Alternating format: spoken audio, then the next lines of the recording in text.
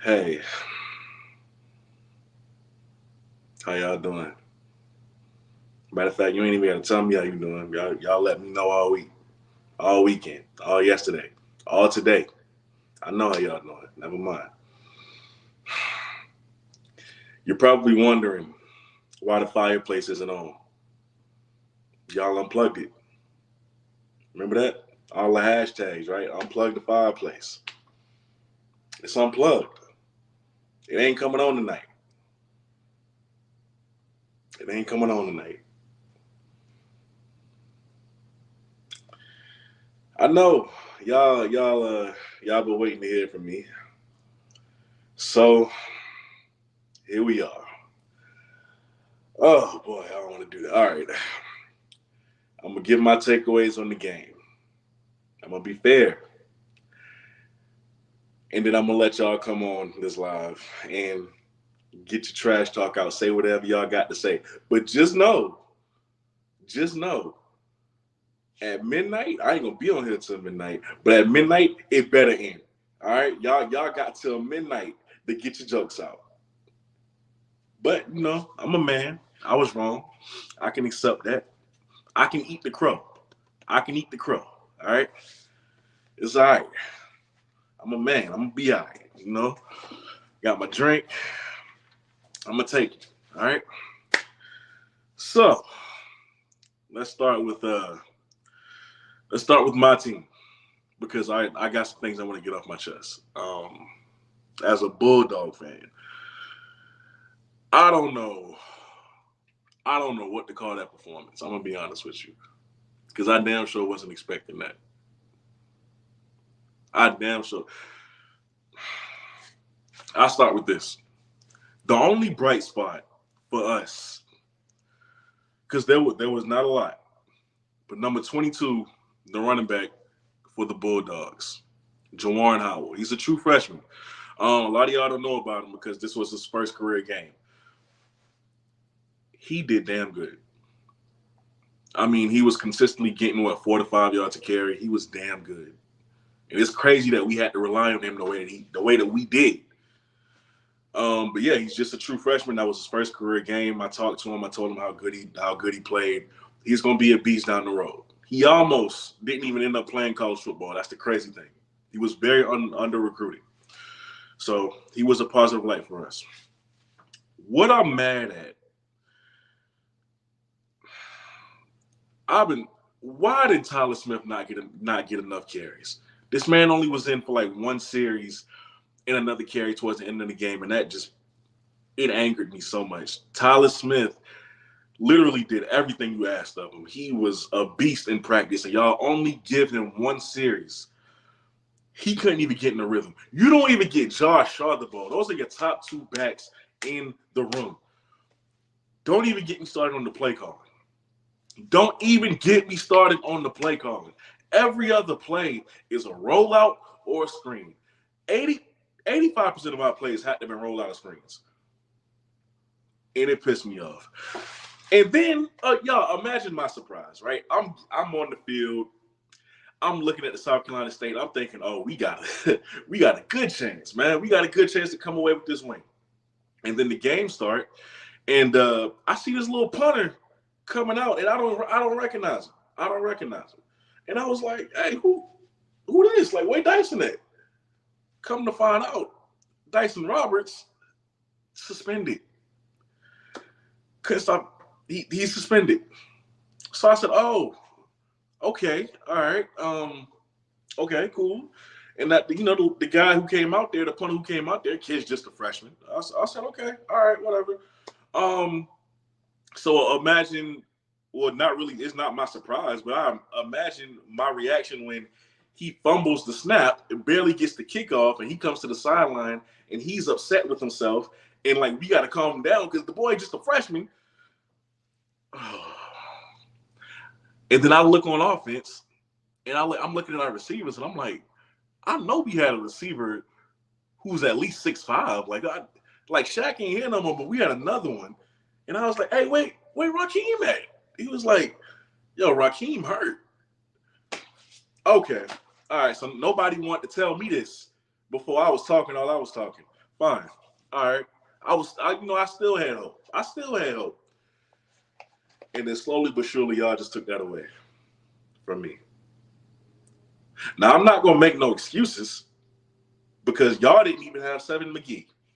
And y'all was still dominant offensively and defensively. So I'm not going to make that excuse. We were horrible.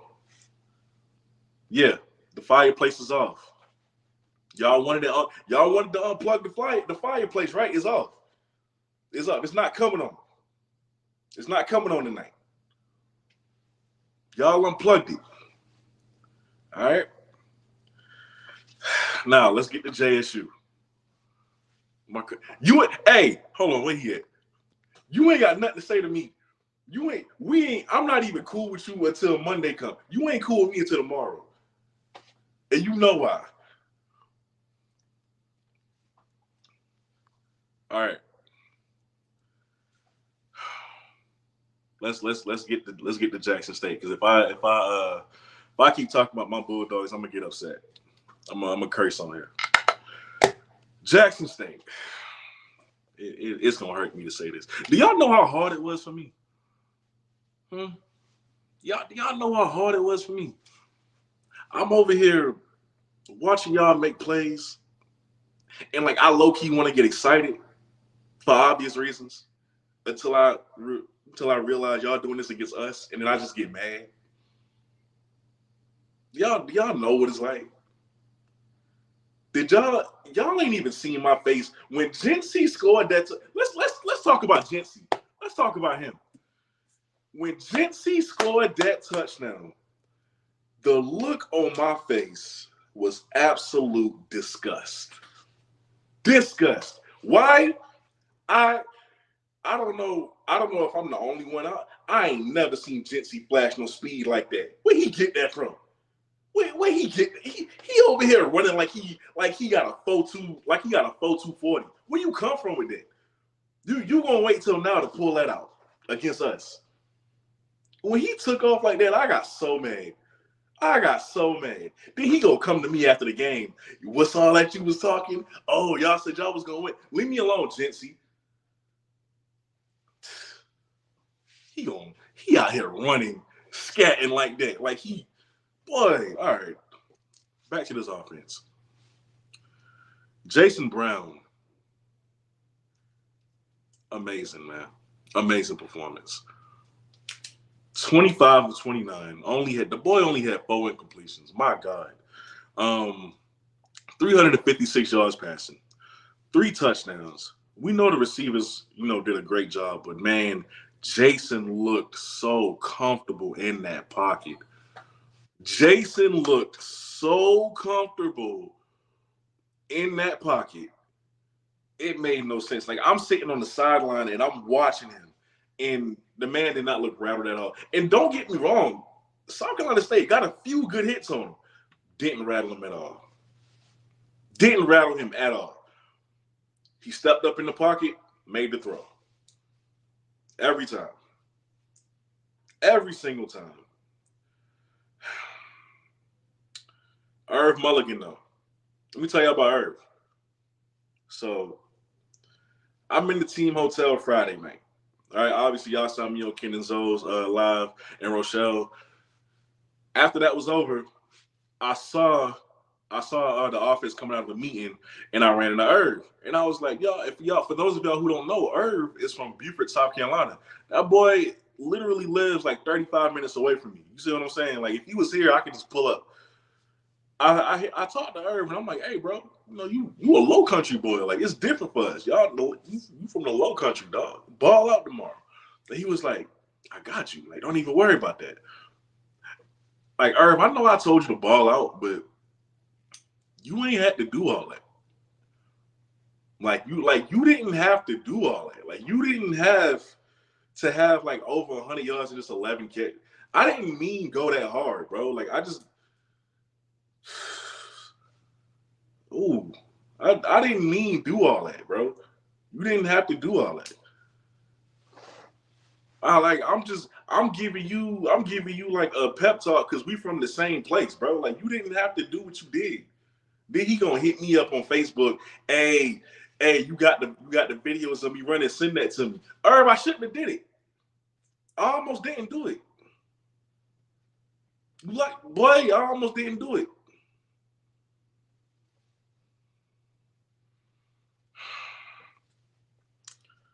Rico Powers, 4 receptions, 95 yards.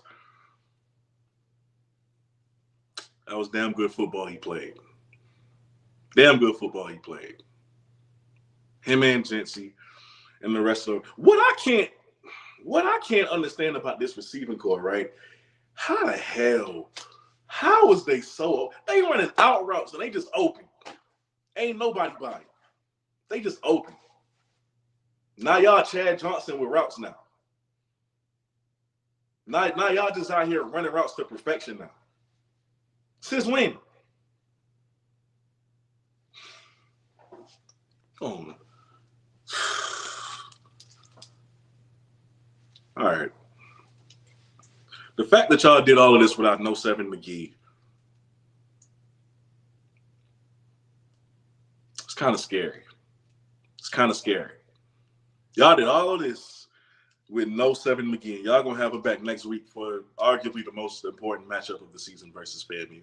I will say this about Jason Brown as well. If he goes in to Miami next week and beats FAMU and has a better statistical performance than Jeremy Musa, he's the best quarterback in the SWAC, and that's no debate because he looked like it tonight or last night. So I'll say that. Let me see what else I got on these notes. It's almost time for y'all to come up on here. I'm kind of dreading that. All right. Unsung heroes. Let's talk about that. I can appreciate that y'all's coaching staff didn't make the mistakes of the previous coaching staff. I appreciate the fact that when J.D. Martin fumbled the football, you kept him in. That wasn't the end of his night. By keeping him in, you told J.D., yeah, you made a mistake, but I trust that you're not going to make it again. I trust you. I believe in you to redeem yourself from that mistake. And I absolutely love that decision by TC or whoever was in charge of that. Absolutely love it. The offensive line, we talked about all of these. We talked about all of these skill position players, but the offensive line really needs their credit because, like I said, I got a great view. I'm sitting here and watching Jablonski and Patrick Godball over pursue almost every pass play, and y'all tackles did such an amazing job of just letting them do it. Every time they over pursued in the pass play, ride them on out with them. Every single time. For the most part, Jason Brown was not breathed on, bro. He wasn't, for the most part. For the most part, he wasn't touched. All Jason Brown had to do when he saw them 2 over pursuing, step up, make the throw. Part of the reason why he only got 4 incompletions. The offensive line did a great damn job. Great job. And I'm only putting them as an unsung hero because I heard nobody else talk about him. Great damn job by the offensive line. And I want to get back to Irv as an unsung hero, not because what he did rushing, right? But there was a play, the 20-yard touchdown to DJ Stevens, if y'all remember that play. Everybody saw the touchdown, but how many people recognized Irv Mulligan picking up the blitz on that play? I forgot who came in blitzing. Irv ain't that big of a dude. Irv took on all of that block and protected Jason so Jason could make that throw to DJ Stevens. That's just as good as that run he had. I need y'all to understand that. That's impressive. That's a play that it's not going to show up on the stat sheet, but it's a damn good play. It's a damn good play. Defensively, y'all DBs. I talked about the front seven because I thought, they were the best part of that defense, and they still great. But that secondary, man. Peppers, oh my, where he come from? Oh, wait, what school is Peppers from again? Can somebody remind me? Please, where did Peppers come from again? Like somebody real quick. Where did he come from? Where did Peppers come from? I don't even remember making a video on him. UAP, thank you, dog. UAPB. What? Y'all know how I feel about our quarterback situation at South Carolina. When he tackled Corey the way that he did, I was gonna run on that field. I was gonna run in that field and tell him to throw it up, bro. I didn't like it. It felt like after a certain point, when it felt like y'all had the game won, and y'all kept making plays after that. Every time I heard y'all cheer, every time I saw the pom-poms go up in the air, I felt like y'all was it felt like a diss. It felt like such a diss. And I couldn't do nothing about it. I hated it, man. I hated it. When Peppers got that tackle on Corey, I said, I need to hit something.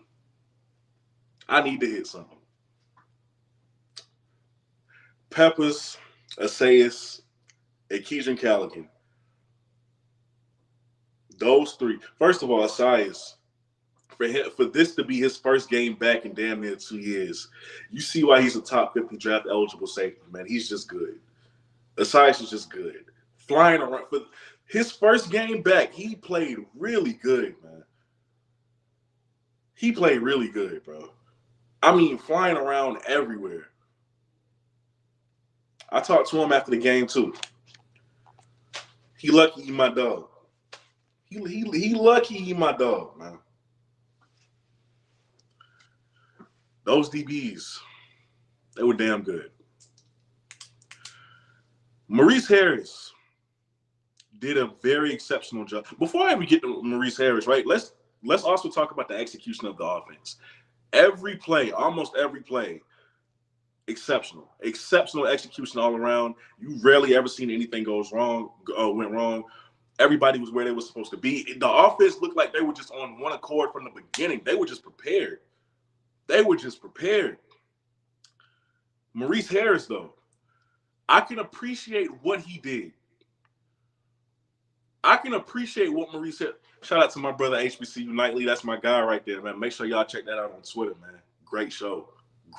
I'm telling you, he has a great space. I love HBCU Nightly. I'm probably not going to be on that anytime soon while y'all talking about this game, though. I'm still embarrassed. But I love you, though. You're my guy. Maurice Harris. I can appreciate the fact that he had so much chaos going on in the background, right? All these motions, all these using the tight ends and using the receiver to come motion. He had all that commotion going on in the backfield, and it, like a moth to a flame, it distracted everybody on our defense from what was really going on when the play started. Maurice Harris did a damn good job with that. He had so much going on before the play that not only was we jumping off sides, I mean, it was just so easy to get us out of our game, man. It was so easy. I got to credit Maurice Harris for that. All that trash talking about how he ain't called play, clearly that's a lie now. You see that this man is real skilled at that. He called a perfect game. And I'm going to end it on this while I let y'all up in here. TC, right? TC. When I was at the team hotel Friday, I was, dapping everybody up, dapped up Coach O. I ain't know Coach TC know who I was, though. So when he came past me, he dapped me up. He was like, hey, man, shouldn't you be at South Carolina State hotel? I was like, you funny. That's cool. I was like, okay, cool. I ain't know TC knew me. We was at the press conference, and they had got through asking them questions. I kid y'all not. TC, y'all think I'm lying, bro. TC got to that door. He looked back at me and he pointed at me and he was like, "Gotcha." And all I could do was laugh. All I could do was laugh. What could I say? What can I say? He got me. He got me. And I don't like that y'all rubbed it in too. You see, when y'all was winning at halftime, I walked over just because, not because I had anything to do, but because I wanted to see if y'all was gonna be family and if y'all was gonna comfort me, because y'all know that I was going through it. Anybody who seen me on South Carolina State sideline, y'all saw my emotions. Every time we got a fumble, I was cheering. Every time we did something bad, I was upset. Y'all saw my emotions. I was going through it.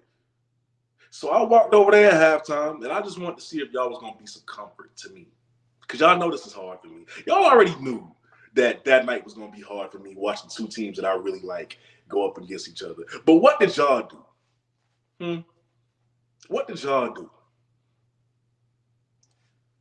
Y'all took that opportunity to make me take a picture with that sign.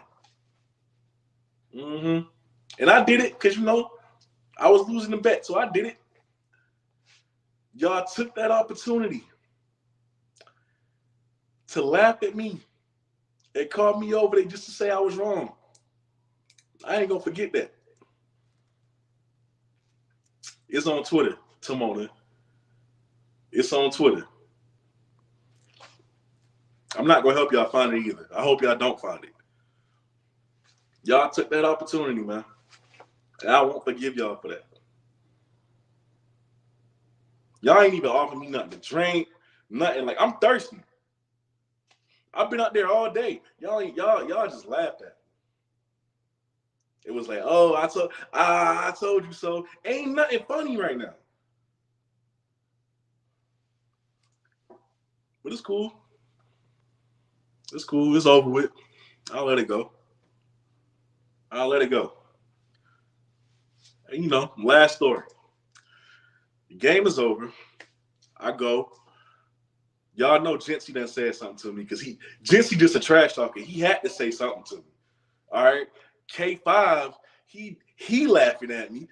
Kevrick laughing at me. I'm like, all right, get your jokes in. Cool, whatever. All right.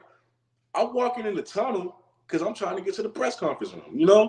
I see Evan Henry. Y'all know I did that interview with Evan Henry. That's my dog. I see Evan Henry sitting down, and it's like a trainer in front of him. So I can't go no other way. I gotta walk past him. So I'm trying to hurry up and hide my face. And all I hear was, "Nah, don't try to walk past me all smooth. Where you going? Come back." Evan Henry sat right there and roasted me with another. I didn't even know that boy's name. What, 79? His tall self? He sat right there with Evan Henry and roasted me for about a good 10 minutes. And I took it. I sat right there and took it. Then here come Timona in the press room. Like, oh, I'm done. I'm gonna let y'all come up in here. I'm gonna let y'all say what y'all got to say. All right, I'm gonna let you get your jokes off, but I'm gonna let you know something right now. It better stop tonight. It better stop tonight. Also, Miss Diana, if you in here, thank you so much for my South Carolina State gear. I got it today in the mail. It was lovely. Thank you. I appreciate it. I'm gonna wear them shirts on this show just to get on somebody's nerves. The same way they got on mine. Hold on, I'm finna drop the link. I'm gonna let y'all come up in here and do what y'all gotta do. Hold on.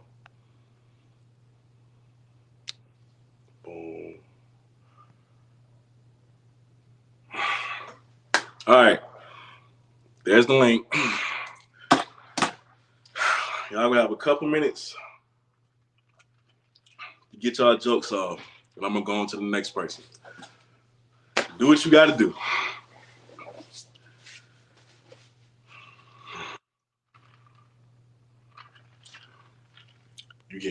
Who made a YouTube short?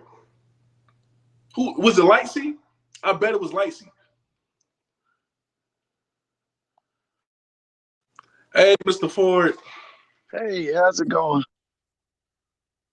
I'm trying to make it. You know what? You know what's crazy? My mama said you was gonna be on the show tonight. That's crazy. Yeah, yeah. You know, I'm an honorary Bulldog too. Now, don't let nobody fool you. I go way back with them dogs, man. But I just want to say that, huh? Before you get started, I just want to say, we both on the same page about Channis Berry being the next head coach. I just want to let you know that. Yeah, that was the main thing of this little thing I want to say tonight. One thing I realized last night is that South Carolina State is going to have to go outside of the Bulldog family and bring in the next coach. Now, that has not always worked for them, because you remember Dennis Thomas was brought in as head coach at South Carolina State, and he was a total disaster. I don't know if you remember that. That was in the 80s. I think he came in after Bill Davis, and he totally destroyed that program. And I believe once they got rid of Dennis Thomas, I think they brought Jeffries back, because at the time Jeffries was at Howard. Right. But I just feel like I think they're going to have to go outside of the that was hard on FAMU at one time, going outside of FAM, getting people. It's going to be hard on y'all. But if you get the right person. Now, I'm going to say this. I want to throw another name in the hat, too. Besides Chinnis, is the guy at Albany State, Quinn Gray. I think Quinn could revive that program in Orangeburg. I really do. Mm-hmm. Given the right people and, given the necessary funds and everything, I think Quinn would do a great job. One thing I realized last night, and you just spoke to this, is that Maurice Harris guy is a head coaching candidate, man. That guy there's I don't know if them folk looking at him, but somebody need to interview him too. Maurice Harris, yeah. Wait, which Maurice Harris? The guy that's the offensive coordinator at Jackson State right now. I think he's a head coaching candidate. He should be a head coaching candidate. I hope it happened. Huh? I hope it happened. Yeah, I think that guy. But yeah, I really do. Like I said, the thing that came on my mind last night was that that South Carolina State has always enjoyed a lot of success. It's a blue blood program. I remember the days of Henri Banks. And then I remember Willie Jeffries came from Pittsburgh. I think he was with Johnny Majors, and then he took over that program, and they went to some great heights, man. And then I remember when he went out to Wichita State, and we called him Wild Bill. Bill Davis came in, had some super squads, man. No, ain't no chill out. Ain't no chill out. Nah. If that man want to be a head coach, let him see what South Carolina State got to offer. Hey, Rochelle, how you doing? Hey, Doc. What's going on, brother? So, listen, Kobe, could you please turn the fireplace on? It doesn't look right without it. No, Rochelle, everybody, hashtag unplug the fireplace. No, it's unplugged. It's unplugged. Nah, you can plug it back up, man. You know me. You can plug it back up. But listen, did you mention Isaiah Spencer, though? Oh, I forgot about Isaiah Spencer. The freshman. He balled out. I know with so many that you just lost count on who to talk about. Oh, okay. Yeah. He balled out, man. You had a list that you didn't know what to do. But no, on seriousness, this is what I'm excited about. If they like this and this their first time playing together, what they gonna be like when they really mesh and start playing together? Oh my God. Oh my goodness. For real. What is that chemistry gonna be like? What's it gonna be like when 7 gets integrated? It's gonna be nasty. You're gonna look out for that for next week, because I'm from what I'm hearing, he's gonna be at the game next week. Mr. Ford, my mom was looking for you last night on the show. I listened. I was listening. I was listening to you. I just didn't call it. Yeah, I was listening. I was listening. Listen, man. I felt, I felt like the work that TC and them had put in, I felt like everything came to fruition. I had the feelings about, but I've been knowing Buddy Pugh for years. See, I remember when Buddy Pugh was a high school coach. He was a state champion. And I'm gonna tell you this about Buddy. Before the season is out, he gonna get that team right now. Don't let nobody fool you. I But believe he will. he's just really young. He's really young. And he just went up to me, to be honest with you, I just felt like they were overpowered. The Jackson's team was just too much for him. They was just too much. I feel like But Buddy will get the team right, yeah, getting down the line, especially when it comes down to MEAC play. I think he right. will get the Yeah. team right. But like I said, said last night, what I saw last night from Jackson State, you know, I had my doubts a little bit because of the simple fact that I said that we don't know what we were going, said you don't know what you're gonna get. But just when I saw them first couple of drives, I was like, you know what, it's Well, they on one accord. I'm gonna say this now. The first half, I thought Jackson should have went out 28-0. I thought they left 2 touchdowns on the field They did. in the first half, possibly 3, because that offensive line was dominant and they wasn't finishing them drives, but they were dominant. And one thing I can say is that guy that's the offensive line coach, they got an offensive line coach, because I saw some stuff that they were doing to Jablonski and to that other kid with that counter. First they came at him with the double team. Then they had to counter where they was pulling them guards and then trapping him. They never did that last year. They never did that last year. There was never any adjustments on the offensive line at Jackson State last year. I saw so many adjustments last night, it wasn't even funny. Suck your teeth, Kobe. Just go on and I want you to know I am taking some good pictures of you, because your face right now is priceless. Because Mr. Ford is going in. But wait a minute. But Mr. Ford, I can tell you this: the first play, I'm not gonna lie to you, it even confused me. And I can't tell you that offensive line, he had chaos going. It was very organized chaos. Because when he snapped his hands and Right. nobody moved, but the whole but everybody on y'all side, Kobe moved. I was like, what are they doing? They didn't know what to do with it. I mean, it was so much chaos. Oh, you're right, Kobe. It was so much. I was like, did he mean to do that? Yeah, he did. Because when he clapped, nobody moved with y'all. It was beautiful. Mm-hmm. Yeah. Now, one thing is obvious, and Doc has been talking about this all summer. It is obvious that Brown kid is up in age, because he's not a child. He's not a child. He doesn't get ruffled. He's very mature. One of the things he did last night, he called the timeout to keep from getting them penalties. That guy is I mean, besides the physical stuff, he's a very heady quarterback. He's a very heady quarterback. You can see it last night. He's a smart kid. He is, and he is seasoned. We'll put it that way. He's seasoned. He really is. You can tell he's what you say, Doc. You say he's 24, 25, like 24, 25 years old, and you can see it. You can see it. You can see the development. Like right. Isn't Corey Fields 23, 24? Corey is in his 6th year in college, so yeah. I don't know. I'm gonna be honest with you now. In the case of Corey, one thing I said about last night, they got to play 2 quarterbacks. No, they got to play 2 quarterbacks. He needs to sit down.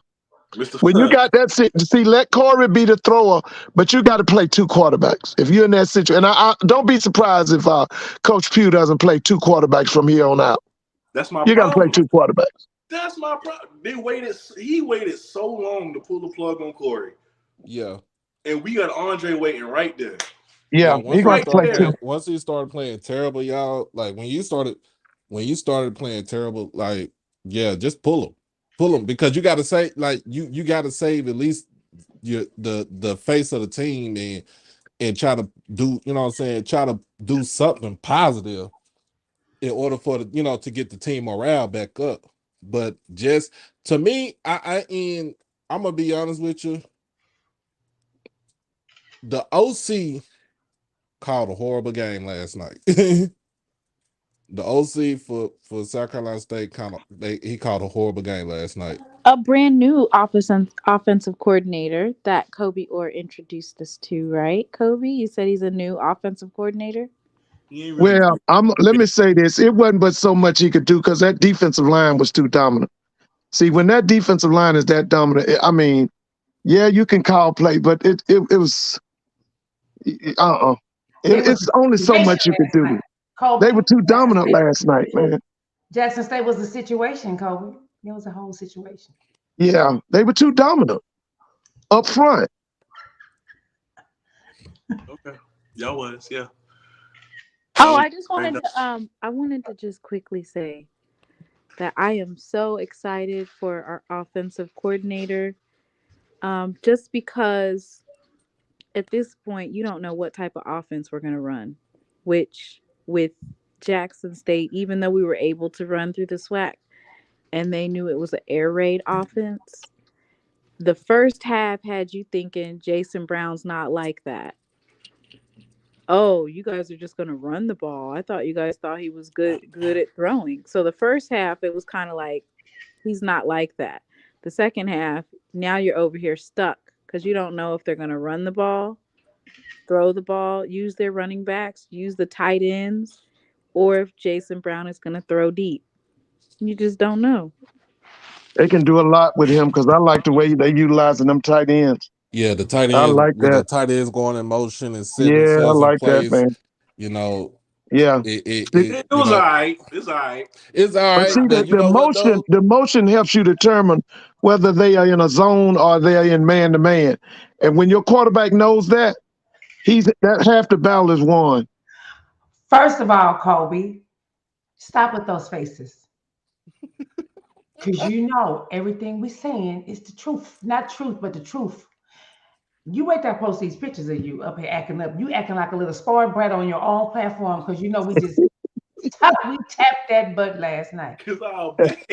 He was mad. Kobe, I called Kobe. I texted Kobe yesterday. No, this morning. Kobe, all right, bro. I'm still mad. I'm like, all right, cuz, you good? But You Tamona, good? can I tell you this though? I agree with you because I was even saying to myself, I was like, okay, so we just gonna run this thing the whole night. I'm telling you, what you said, Tamona, I was watching the game going, we just run it. And then all of a sudden, bam, he passed it. Then all of a sudden, bam, it's short. Then all of a sudden, bam, it's long. I was like, okay, he can do it all. Because at first, Timon, what you said is I know I wasn't the only one because think about it. And Kobe, just so you know, we're just like you because we didn't know what to expect either. Because we've never seen this team before. So, in a sense, Jackson State was looking at a brand new team that we've never saw. I will So say, I was saying the same thing with Timon. I said, oh, so we just go pass. I said, I mean, we just go run this. We go run this. Okay, well, let's run it. And then all of a sudden, no, yeah. So what Timona said, she was on point for real. I will say, Can I? even with the plays, even though they look so unorthodox offensively and so unpredictable offensively, it still looked like Maurice is saving his more complicated stuff for FAMU next week. Like something You're tells me right. that was Yeah, just I saw that too. That was something just tells me that that was was Yeah, just just You know, basic. yeah. What we you saw want? last night, like that was just basic. Yes, Maurice Harris from when he was at Arkansas State, Ole Miss, and Liberty, right? Man, Jackson State actually had one of the best offensive coordinators in the nation, period, on any level. And I honestly believe, Mr. Ford, stop trying to give Jackson State offensive coordinator way out before 3 seasons. I honestly believe that's why, because you know he still had a position at Auburn if he wanted to be there. I think he got tired of not getting the credit that he deserved and not getting the opportunity to be a coach. I predict him to be a head coach in the HBC in 3 seasons, Mr. Ford, not yet. So for me, about this game, what I want to do, I'm going to give the players did great, but I'm going to give a shout out to them coaches starting with TC. The short Yeah. time they had to get this together with all that recruiting, with everything that they lost, and please, JSU people, do me a favor. Please stop mentioning those other people that was there. They gone. Barry the man continue to plan. They ain't here no more. Barry the man continue to plan. I like Please. that. So with what Coach TC Taylor had to getting a coordinator like Maurice Harris, getting those players to buy in to him. after a so-called celebrity has been there and left, in the whole world, in all the college world is wanting to humiliate Jackson State. What Coach T.C. Taylor did and that coaching staff did, that's who, no, I'm not saying don't give the players credit because they deserve it because they was on the field executing. But to see what those coaches were able to do in that short time and the players they were able to bring in and how they had those players in this short time, especially that defense, on one accord, y'all need to give that coaching staff a hand. And Kobe, I would say I'm sorry that they did South Carolina State like that, but I was born, bred, SWAC, Jackson State. But so we really not sorry. But I'm going to put, really not sorry. But hey, I don't even know if there's anything positive I can say or y'all scored at the end of the game. But other than that, very strange. Yeah, but they scored. Not necessary.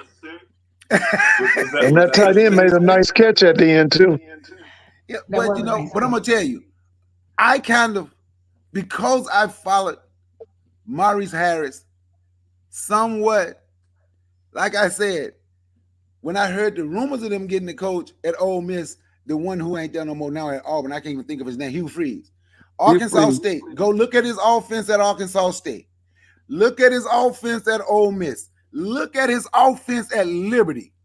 You should not be surprised at what Jackson State offense is going to do these next 2-3 years. Remember, Mr. Ford, 3 years. Stop giving him away. A minimum of 3 at Jackson State. Don't be surprised at what that offense is going to do. And people don't understand. They're going to be in it. This is going to be a long season for a lot of Jackson State. Jackson State is real. They didn't fall off. They haven't fell off at all. And I really think it's going to be because it's not a personality that people is coming. People is coming because they want to be there. They want to be at the school. They want to be with those coaches. Well, folks, that's what's going to make this team better. And on that note, peace and one love. I'm going to listen offline. Thank you for letting me speak, Kobe.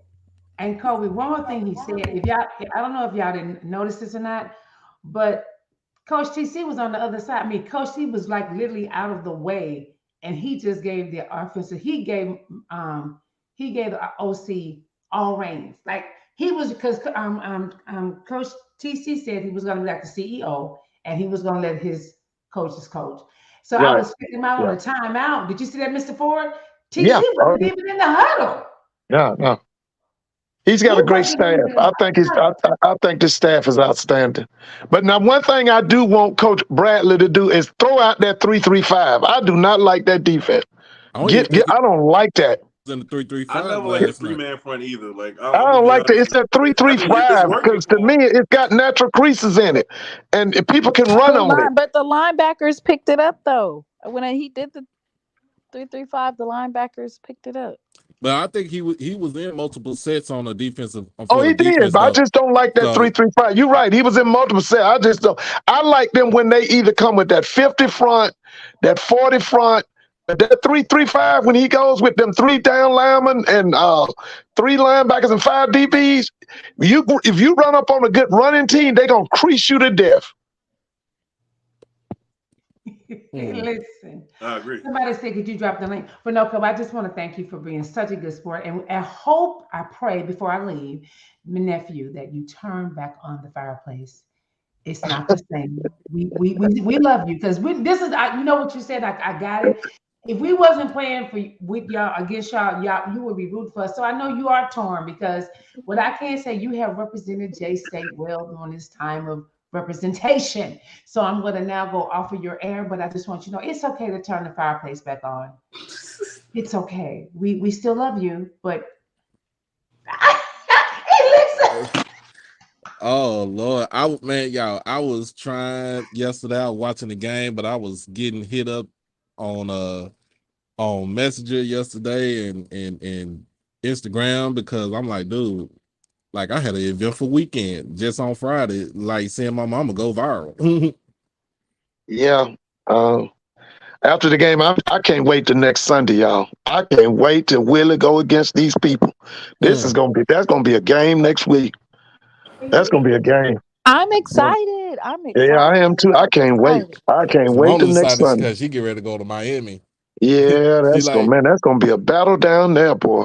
I think you Especially go. Blue, especially with that front seven of Jackson State. I always want for it. Yeah, yeah. Always I want want to for see. I want to see Willie go against Bradley. That's what I'm looking forward to seeing. I I really want to see think him that match wits with him. I think Coach Bradley, at this point, it's almost like when you play Madden or you're playing the college football game. At this point, you're just picking random formations to try because South Carolina State had got whooped up on so bad and they hadn't scored not even one touchdown. He just started pressing X or pressing O to pick whichever, or pressing the triangle button to see which formation he want to run at that point. Hey, did True Thompson play last night? I didn't see him. I think I I saw didn't. True. Is he hurt? I think I saw True on the field. He was on the field. I was wondering about him. I think I'm gonna look at the replay of the game and see if he was on the field because there was a lot of kids it was a lot of players that wasn't there. I was looking for K5. Yeah, I didn't see him either. What happened? And what about the Hughes kid? Remember, it was a Hughes, Jalen Hughes. the DB, right? What happened to him? I didn't. You know what? I sure didn't see Jalen Hughes on the field. And I didn't see the Wiggins. Yeah, K5. What happened with him? He was at the game. I mean, he was out. He was suited out. He suited out. Did he play? I don't know if he played, but I think twice. But listen, and the word in Atlanta is the Georgia State people are so envious. They've never had a crowd like they had last night. But in Georgia State got 53,000 students, and for some reason they can't sell their own place out because they trash. Yeah, man. But I think they could be another UCF if they bring the right person up in there. All right, Mark. I'm gonna let you in here, but you ain't my dog till tomorrow, man. What you got to say? Man, how long you gonna be mad at me, man? Till tomorrow, man. I told you that, man. Till tomorrow, bro. Come on, man. We gotta let that bypass now, man. I told you what was gonna happen. Just give me the rest of the night, and we all be cool by tomorrow. Just give me the rest of the night, man. All right, we can do that. We can most definitely do that. Like, can you confirm? Who is that kid, 85 for Jackson at wide receiver? Who is that? Andre Hunt.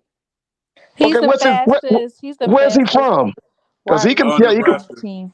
He's a kid from Nebraska. Yeah. Yeah, he made a nice run last night. He's the fastest wide receiver on the team. And what's his classification? Is he an underclassman or something? Junior, like that? I think. He's a junior. I think he's an underclassman. Oh, okay. But like I said, when he turned, like as soon as he got the ball, boy, the Jets he turned the Jets on as soon as he turned. Yeah, that's what I said. I didn't know who he was. I will say this though. I like what you said about what they did with JD Martin. Like, he had fumble problems last season, and that's the reason why he was in that doghouse last year. But this, it's a different turn of events. I like the way that TC was actually able to coach him and say, hey, we got your back. You know what I'm saying? But to me, you have to be able to secure the ball. You play, you play running back. Yeah, you playing running back, and you trying to run. I know some plays are designed to go inside between the guard and the tackle, but you have to be able to secure that ball. You know what I'm saying? Because that first one, like it literally got punched out. Like it got punched out, and I just like the fact that he kept them in the game. But I just now see, like, with the emergence of Herb, with Mulligan, because like you said, they ran a triple option when he was at Wofford. He's designed to, to run inside.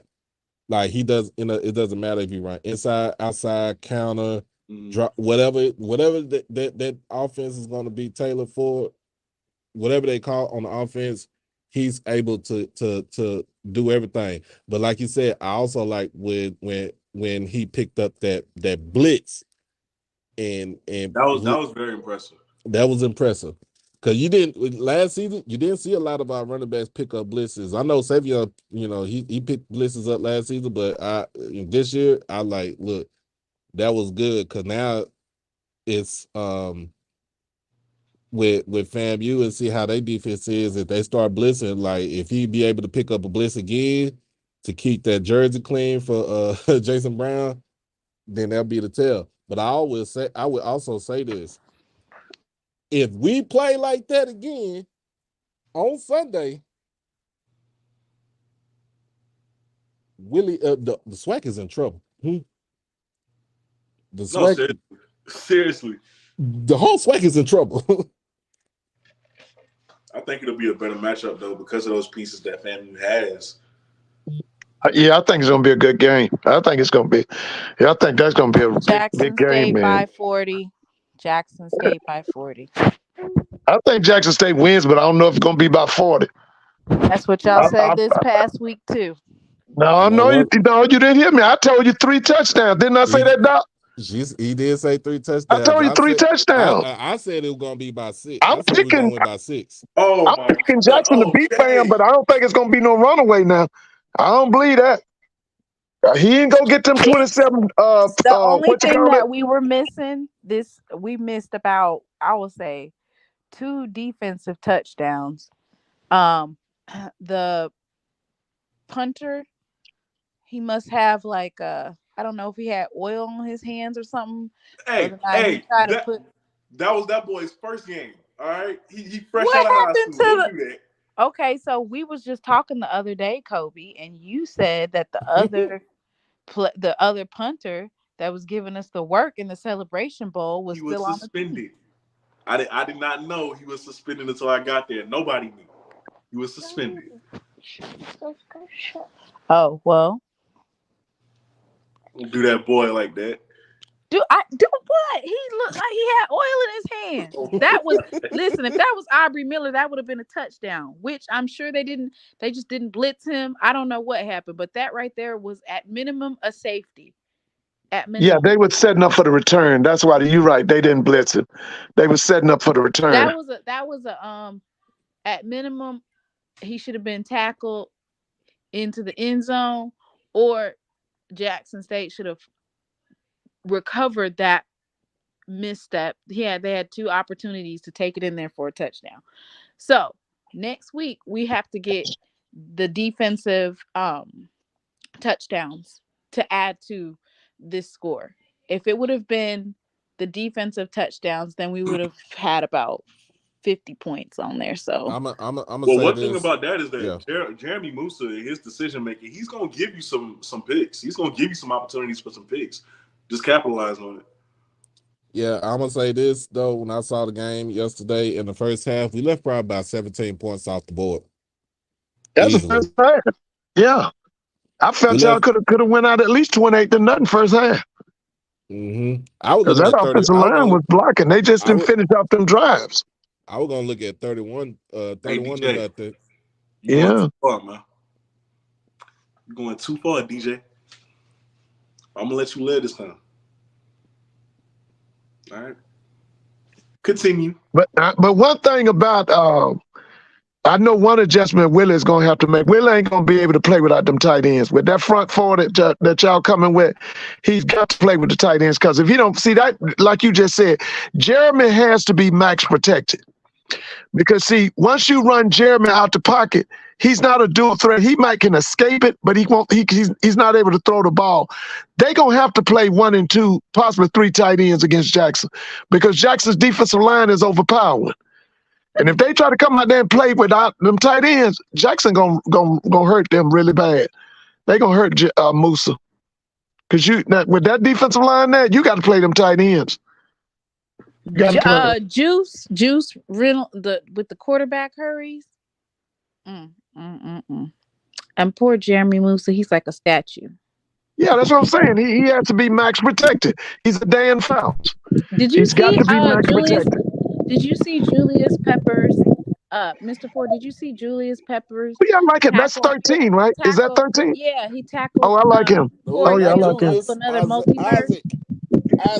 Isaac. Nah, but yeah, he was a cruise missile when he came in on that delayed blitz. And it's Who's basically the like other kid on the side of him? Who's that 20-something? Who's that kid? Petty? What's his last name? Huh? Who are you talking about? Number 20 24? something. He's the Is that other Antonio? linebacker next to 13. He's That's not playing Antonio? nickel? No, it's two linebackers in that defense for Jackson State. It's 13 you're talking Peppers. about Javarian Jenkins. I think you're talking Okay, about now, Jenkins. and he's from where? Where's he from?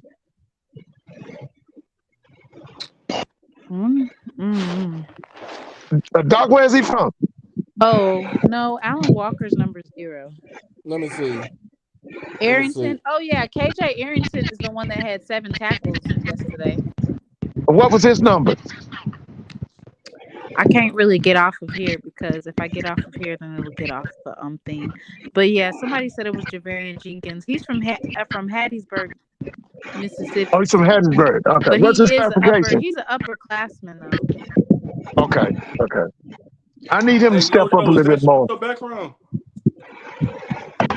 Hello? Yeah, KJ Arrington's number 52. He had 7 tackles yesterday. Okay. But I know that 13 kid was the boss. He was the alpha linebacker. He was something else, that 13 kid. That's the kid from Pine Bluff, I think. Yeah, he's tough. He's tough. We got. Hey, what's going on, Kobe?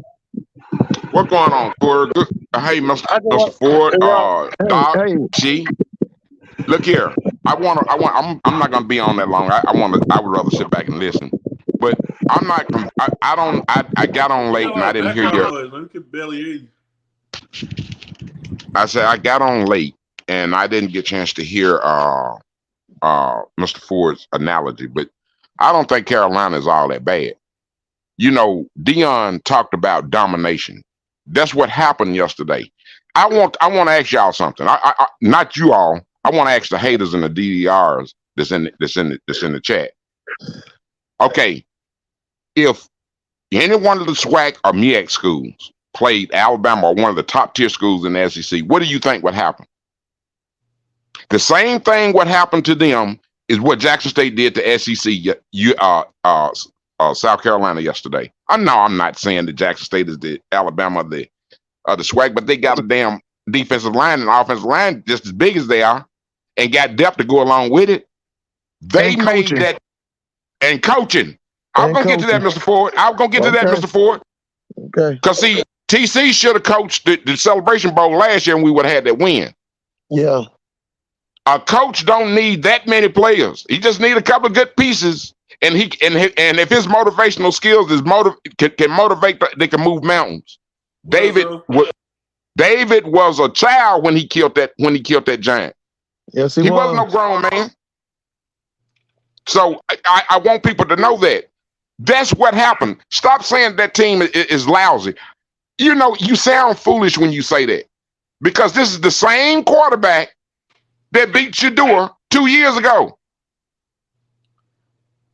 You know, the haters, they said that, you know, how is Jackson State going to do it when they don't have Deion's son quarterback? Ain't no quarterback in the whole wide world going to be able to replace Deion's son. You know, I mean, Jason Brown, he played top schools. I like all three of them. I really like Phillip, but that Brown, that kid was putting the ball on the dime. His decision making, he's not a mobile quarterback, but he got that ball out of his hand pretty quick. Yes, he does. He got that ball out of his hand pretty quick. Yeah. And I just want to fund it. Thank you, Mr. Ford. Yeah. And that's what coaching do. Yeah. That's the difference between a coach and a motivational speaker with his son on the team. That's the difference. And I just wanted you all to point that out. The team really looked like the team of the 80s and 90s, Jackson State teams of the 80s and 90s. That's the excitement that I got from it. The total domination. You talking about with Big Daddy? Big Daddy, right? About it Big Daddy, a WC, and all. Yeah. We've been talking about it all summer. You don't do it, man. That's the same type of energy. But see, I listen to these suckers. I want to say this. I'm trying to get all the good stuff out. Don't let up off Alcorn. Alcorn, I'm gonna tell you, if some kind of way it was a miracle that you would made it, that you could make it to the Celebration Bowl this year, I would root for you. You know why? Because first of all, you're from Mississippi. Half your campus is from Jackson. Second of all, you from the SWAC. But for you to go against the SWAC and against a federal school in your same state, that's just treason and hate.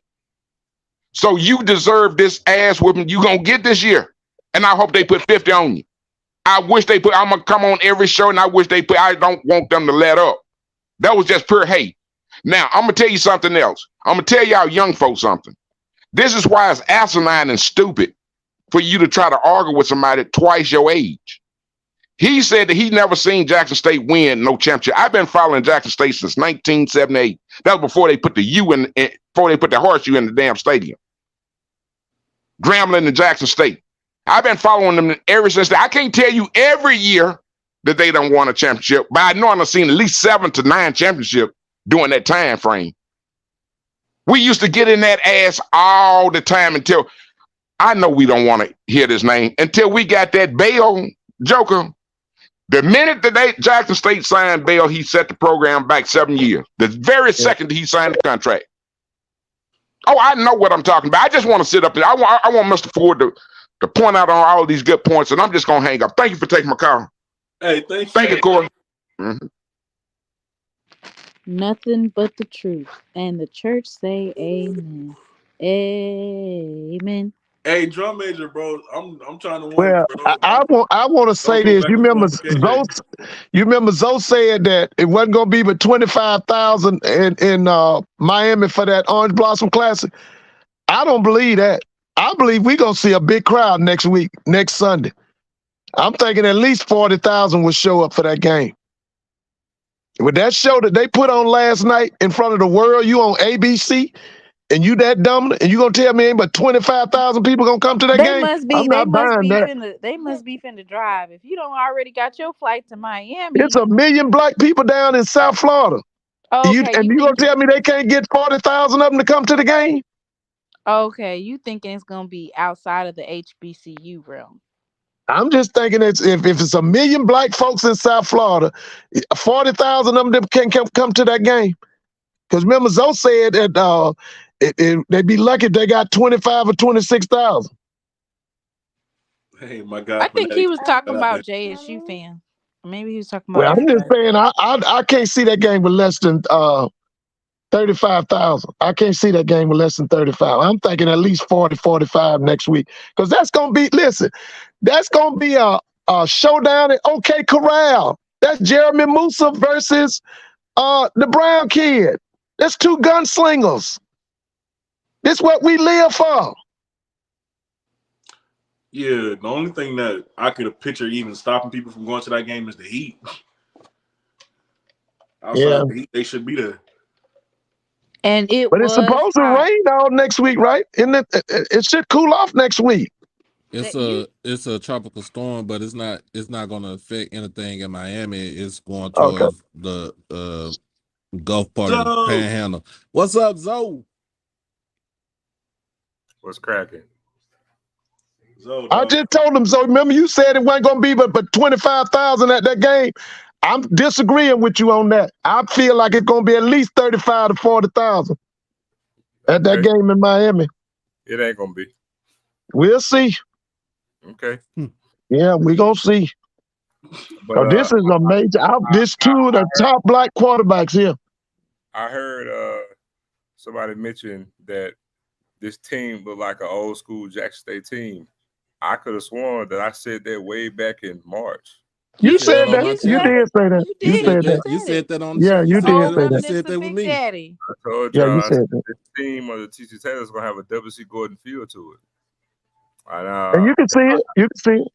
But I wanted to ask this question because a lot of these narratives are really kind of funny if you really think about it. So, and I'm not gonna get into the whole push and pull with it because the game's got to get played. So everything will come out in the wash anyway because I know what we got. I know what we're going to be. But I heard a question this morning. I thought it was the strangest thing.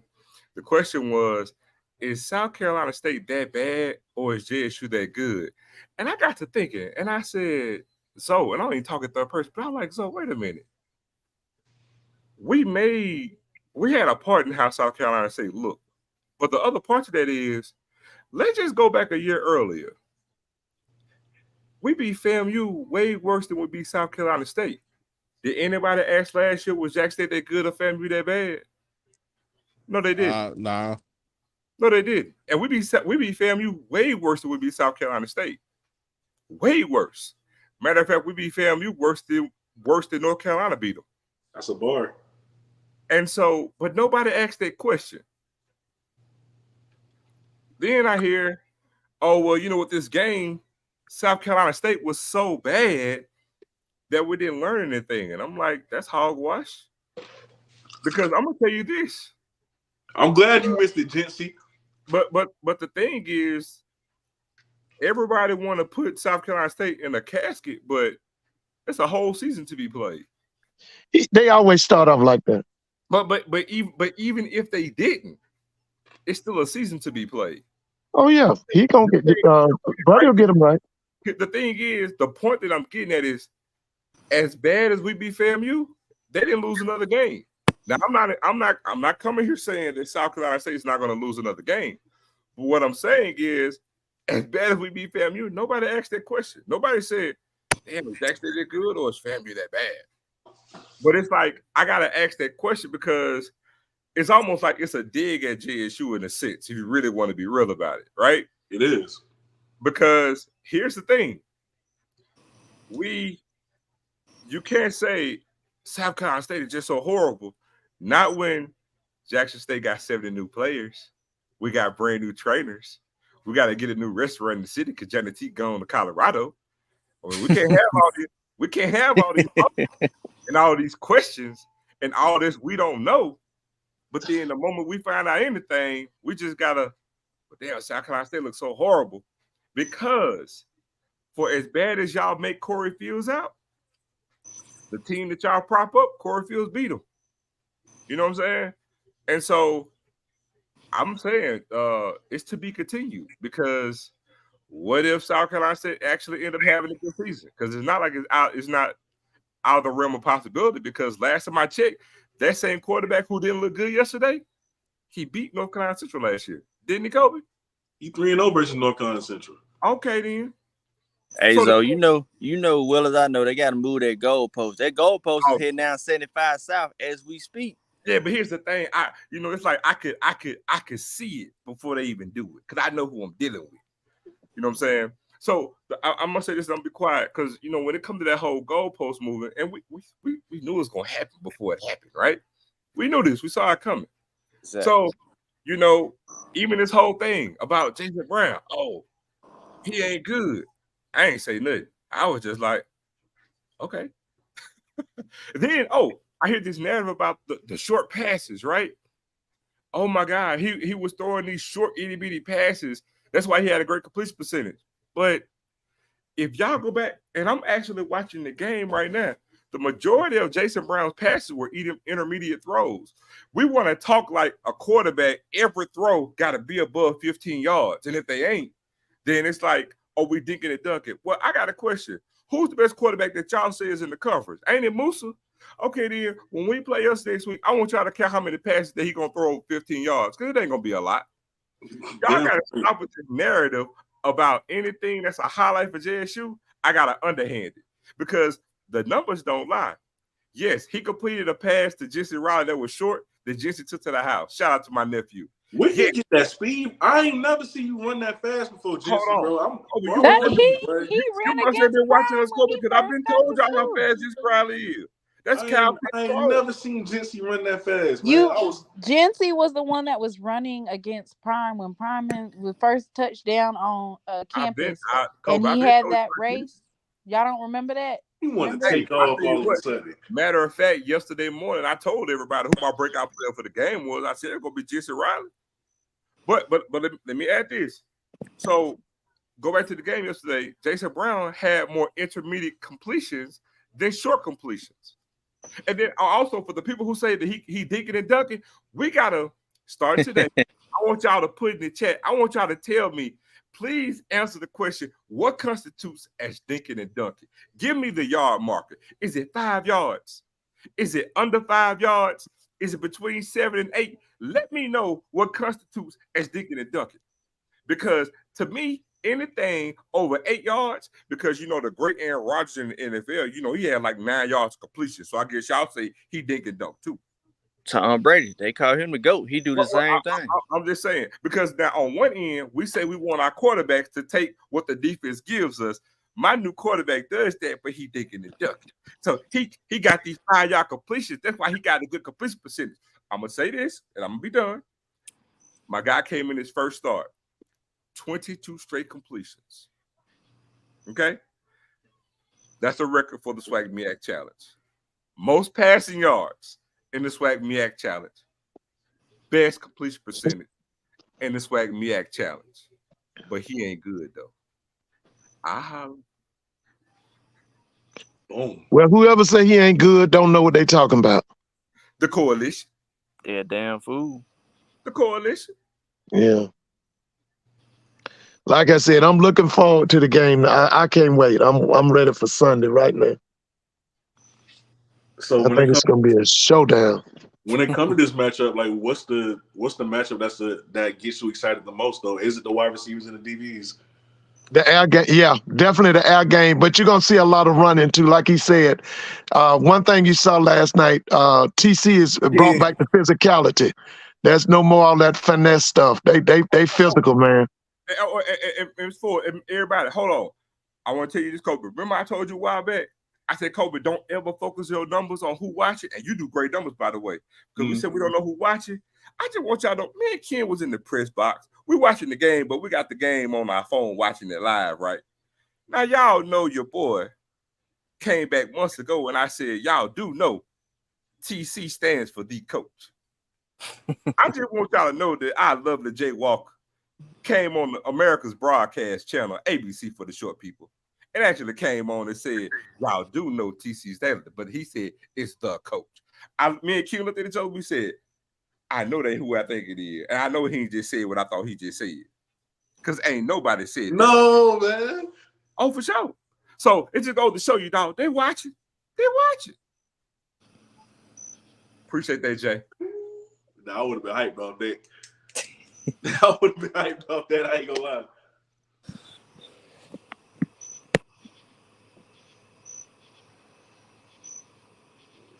All right, so to sum it all up about yesterday's matchup, man. Zoe, I was just saying earlier that I thought Maurice Harris, for as complex as that offense looked, I don't even think he's shown the full potential of this offense in week 1. I think that he saved that for next week. Like, I don't even think he was close to showing what this offense was capable of last night. Let me tell you something. I tweeted before the game. I said we're going to unwrap some gifts on this game day. So I'm here on the Lord's Day, August 27th, 2023, to tell you on this lovely Sunday evening that next Sunday, we're going to open up some more gifts next Sunday. Christmas. Okay. Christmas in September. I mean, I told everybody. Look, I want to say so bad when Coach TC, put out the infamous, they don't know. I promise you, I was itching to get up and say, I do. In question, right? Before, obviously we saw Isaiah Spencer back there returning punts. Was that like Seven's job before he got hurt, or was that always the Isaiah? It was always between the two. Okay. Always between the two. So because Isaiah looked so comfortable last night, I think 4 catches, 56 yards, something like that. Because he looked so comfortable, do you think he gets a little bit bigger of a role next week? No, I think everything stays the same. I mean, his role. Yeah. I'm not gonna say he gets a bigger role or a smaller role. He has his role. You know what I'm saying? Like the game was the game. It's just the flow of the game. I mean, he know his part within this offense, and it ain't just him. He ain't the only person that's gonna play on the offensive side. Again, we try to tell everybody we're loaded. We said earlier that this freshman class, not the entirety of the signing class, but this freshman class is going to be the foundation of the new JSU with TC Taylor. And you're going to see other ones. I mean, at some point in time, I call them the Zay twins. You know what I'm saying? Zay Spencer and Zay Kendall. Oh, can't wait to see Kendall. So plus Mike Williams, Braxton Barney. I mean, these are all high school freshmen that we got. I mean, this class is transformational. I mean, we're not just giving lip service when I was saying it. But again, no matter what I say, the one thing about talk, my dad always told me this, everybody can fix their mouth to say anything. Me, you, everybody. But them actions going to confirm or deny what their mouth been saying. My boys will get on the field and do the talking for me. You know something else that I like, though? After y'all took Jason Brown out, like y'all had packages for Zai. Right? It was just straight takeoff, see what he can do. And he looked like he was about to break one off. He looked like he could have broken one off. I like that. I like that he incorporated something for Zai because, I mean, that speed has to be put to use in some way.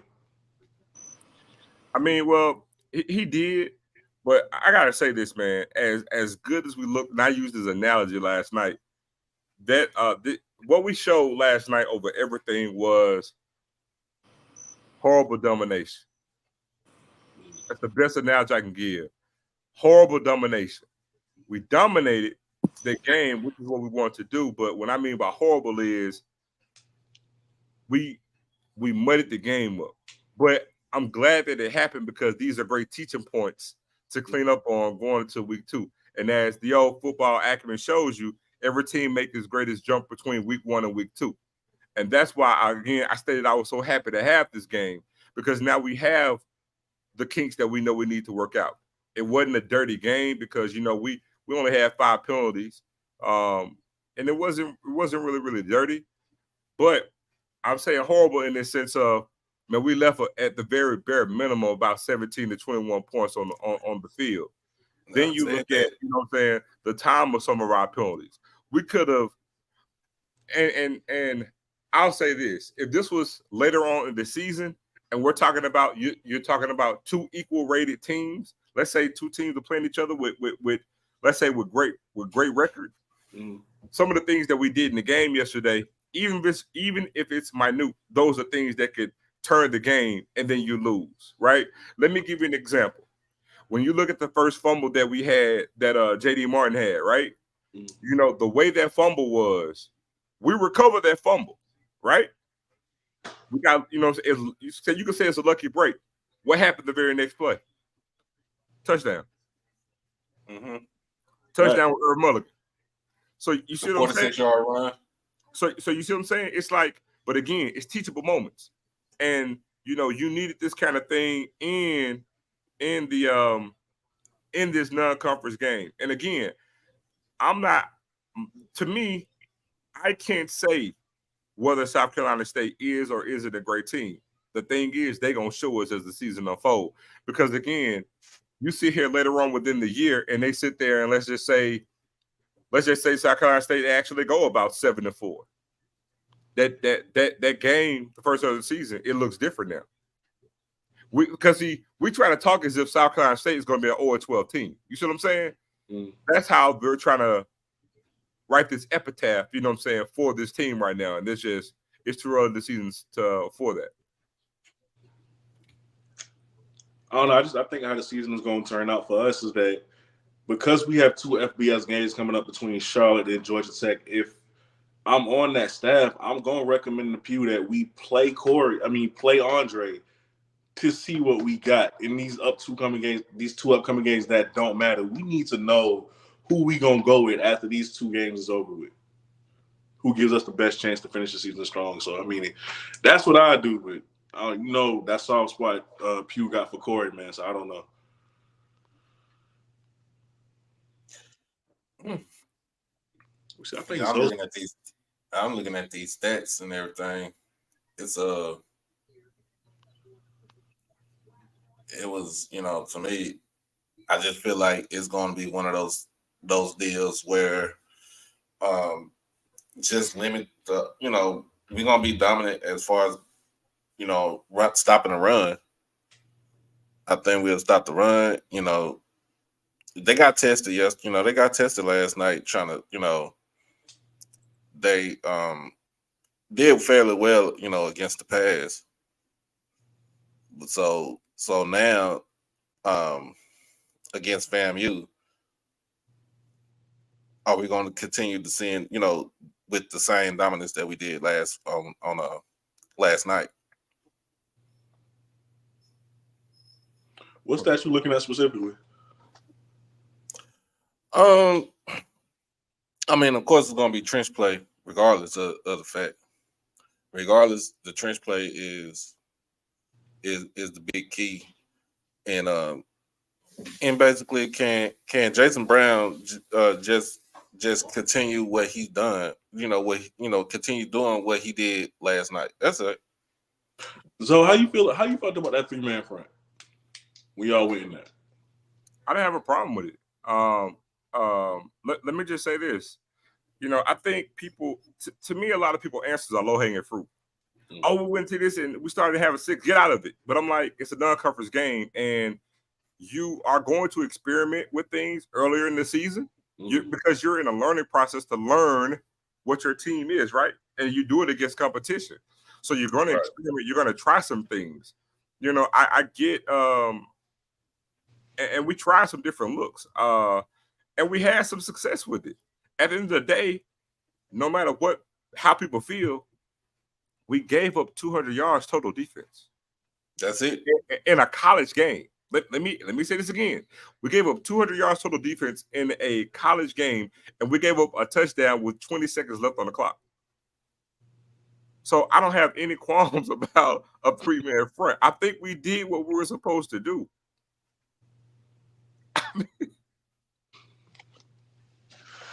And when it comes to Isaias, his first game back in damn near 2 years, how do you think he played? I think he played fine. And that's the book of Isaias for everybody. He started 1-1. Book of Isaias 1-1, kicked off last night. But I think Isaias played fine. Let me just say this. The DBs in yesterday's game, I would actually give them a C+ in that game. I know people say that's a bad grade. It's not, considering we had 5 dropped interceptions. Yep. Damn, that much? Yeah. Yeah. We had 5 dropped interceptions in that game. But also, I can't give them an A even with it because I'm still waiting to see. That's why I say it's to be continued. To me, you can't finalize a grade on South Carolina State or Corey Fields for that matter. Because watch this. If Corey Fields is like what he was against Jackson State, but then what if by the time they go play the Citadel, because I'm gonna watch out the 2 FBS games, okay? Mm-hmm. Let's say we get to the Citadel, but let's say you get the way Corey Fields looked against us in the second half of the Celebration Bowl, and also how he looked against North Carolina Central. Then what? Because again, it's quarters, right? He had one bad game against JSU, but then he bounced back and he had a great game against the Citadel, and then he goes in the MEAC play and he's handling business. So which one do you hold more weight to? And then you want them to continue to win. Even after this loss, you still want them to continue to win because it makes your schedule look even better. Especially if Jackson State wins, you want South Carolina State to continue winning. No doubt. But the thing, and let me just say this too. I know when people at large, they'll say, oh man, South Carolina State is just horrible. I think they're trying to group the whole thing into one bubble. You ain't gonna do that. If you want to sit there and say Corey Fields isn't good, I'm not gonna argue with you. Yes, whatever you want, but we're not gonna do that to that defense. No, we're not. Because hey man, how many sacks did Gabo have yesterday? Yeah, 2. 2, yeah. All right, Jablonski he's on that line. Yeah. He didn't have a great game. No, what I'm saying is he's a formidable opponent. Mm. You see what I'm saying? So what we're not going to do, we're not going to minimize Jackson State's O-line because I told everyone, We're not a pass happy offense. We're a run first team now. We're gonna run the ball, and the best way to really get cohesion is way easier to pass block than it is to run. I mean, to run block than it is to pass block. I try to tell everybody this. So bear in mind, knowing that, understand that what we did to South Carolina State's defense needs to be applauded, because South Carolina State's defense is not their offense. They're trying to marry the two together. Yeah. It's just like all one in the same bag. No, you're not going to do that. You're not going to minimize what Jason Brown did. You're not going to minimize the runs that Irv Mulligan had, because South Carolina State cuts their teeth on defense. You can't sit here just 48 hours before want to laud Buddy Pugh and South Carolina State's pedigree, but then after that game want to act like that pedigree and his coaching acumen doesn't exist. You can't do it. I'm not going to let you do it. It just don't make sense. It don't make sense. And like, you know, you give Buddy Pugh his props, you know what I'm saying, because he's been doing it for so long. But, you know, it's just like one, you know, like you said, it's the first game. It's just the first game. And they always, you know, SC State always test their mettle against FBS competition. They always do it. It's always been like that. So they always gauge themselves like how with the way they will go into MEAC play. Like, if we can go, you know, we can hang in with these guys, and we let's just say we play a half a good football, and then of course, you know, FBS team, they'll second half they'll adjust, and then they'll try to make their run. But then when they get, like I said, when they get into MEAC play, there are, you know what I'm saying, they are battle tested when they get into MEAC play. It's just like you said, Corey Fields is 3-0 against Central. 3-0 against Central. He's not I can't say he's a bad quarterback, but the way that it looked last night, we gotta be real about Corey at some point. We love him, but we gotta be real about Corey. But before you, he's not a good quarterback, bro. Let's be real. Hey, when you get done, Kobe, please tell everybody when they played us in the Celebration Bowl. Now, go ahead and give us a reminder. What was South Carolina State record? 65. Okay, 65. Hey, you know, I will say this just about the offensive line of Jackson State. Evan Henry in particular, I got to give so much credit to him. So much credit, because that matchup with Jablonski, he took him out the game. Took Jablonski out the game. We actually talked about that afterwards in the tunnel. He played a damn good game. Shout out to Evan Henry for that. I mean, I understand. Look, you see the J on the hat. I understand. It's like, oh yeah, you're a homer. You're being biased. I'm like, no. When we do what we do, we go to and we come on our platform. I'm telling you, we say all the time, I'm taking my blue and white glasses off. We're not speaking as fans. We're speaking as, hey, we're at practice. We see what we see, and we'll let you know what we see. All I can do is make it plain. I understand. I understand that when everybody goes to practice, and I said this yesterday, I understand that everybody's going to say the same thing, right? Or we're going to practice. You just practice your team, so everybody's going to say they look good. The difference between everybody else and us is that we are the two-time defending SWAC champ. We are on a 20-game conference winning streak. And when Deion Sanders came to Jackson State, he changed the whole level of the playing field at Jackson State. We call it the new JSU. There was a serious talent gap between Jackson State and everybody else in the SWAC. So guess what? When we go to practice, when we see what we see, we're not comparing us to just saying, look at the team. We have a standard that we now know we need to meet. So when we go out there and we see what we see, we're only comparing it to the new JSU. And if we know that we had a serious talent gap and we see what we have right now is on par to what left last season, I mean, it's last time I checked, man, 1 and 1 is 2. It's easy math. It's easy math. So when we sit here and we say stuff like, man, this talent, this roster is on par or better than what it was last season. Oh, man, you crazy. I'm like, just look at the roster, bro.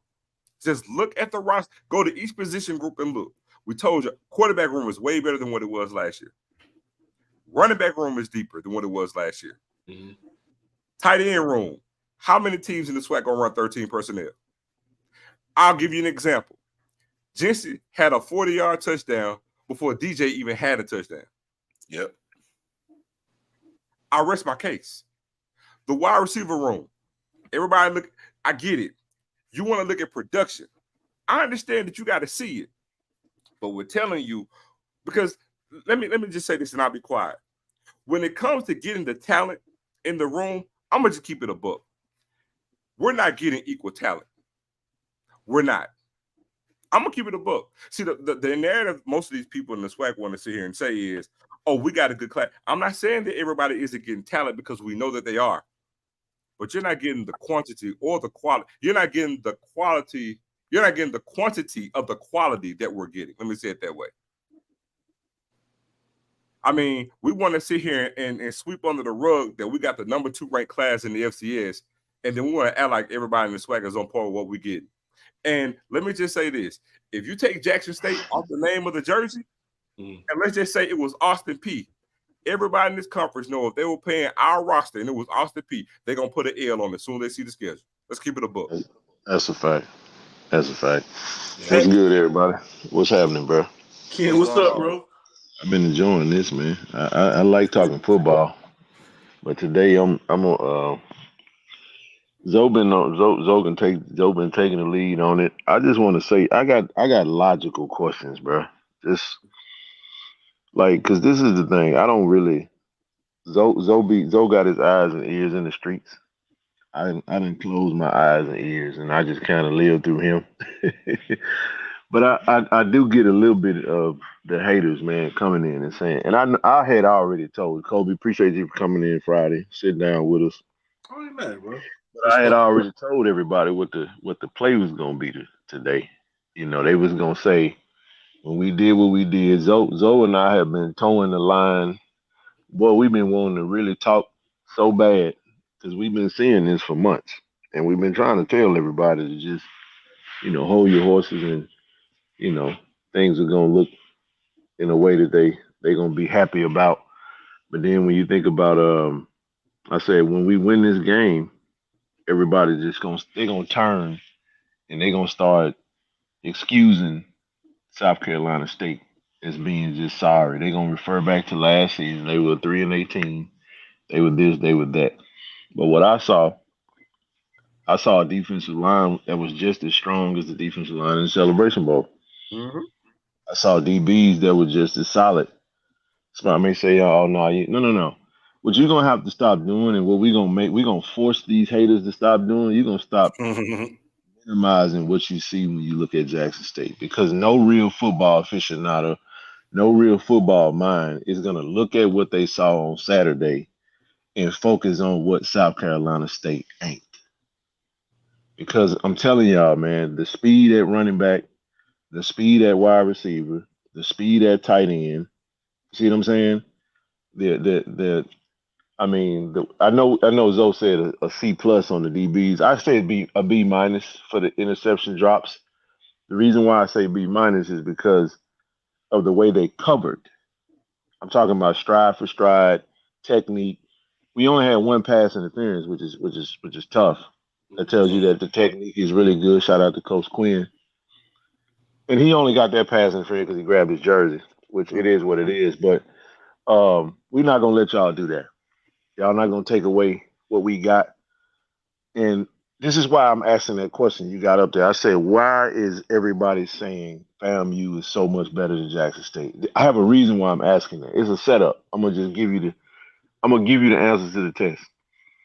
The reason I'm saying that is because I have a real question. What have you seen from FAMU? And we're gonna discuss this tomorrow. I know. What have you seen from FAMU that says they've shown something that causes everybody and their mama to get behind it? Because I went back to watch the game. I'm on my second run of the game from yesterday, and I watched the pregame piece, and everybody, even the ESPN folks, were talking about how the SWAC is wide open. Everybody feels like it's wide open. Everybody feel like this, and nope. there was no mention of Jackson State because people have already run with the narrative that Deion's gone and Jackson State done fell off. Now I saved that clip, and I'm gonna play that. I'm gonna play it every time we come on the screen because I want folks to see what folks are saying. But my question is, that's a real question. Somebody tell me, what are you using to say that FAMU is so much better than Jackson State? And I asked that because the last time the world saw FAMU versus Jackson State, they lost 59-3. And if you say recruiting, last time I checked, Jackson State has the best recruiting class in all the HBCU. And I think, like Zoe just said, was what? We're not getting the same kids. So you can't, at some point, 1 + 1 gonna equal 2. You see what I'm saying? You can't just keep making up stuff and making obvious stuff not be what it is just to fit your narratives. But we understand that's what haters do. So that's all I wanted. That's really the question I had for everybody. That's really why I came up, because I wanted to explain my reason for asking that question. Like I said, no knock to South Carolina State, but I think the conversation needs to be what Jackson State is and less of what South Carolina State ain't, because we already knew what we were. And I think Zoe made a really good point. And I say this, and I'll pause for a minute. Zoe said we played a horribly good game because it could have been 60-0, bro. Honestly, if we would have, capitalized in the red zone, you know what I'm saying? Like, but again, it's the first game. These guys have been together since the beginning of the year. Added some new bodies throughout the spring, going into the summer. Last comment I'll say is that I think they needed to see it, because when you're practicing against one another, it helps you when you go out into a real game setting where the noise is loud.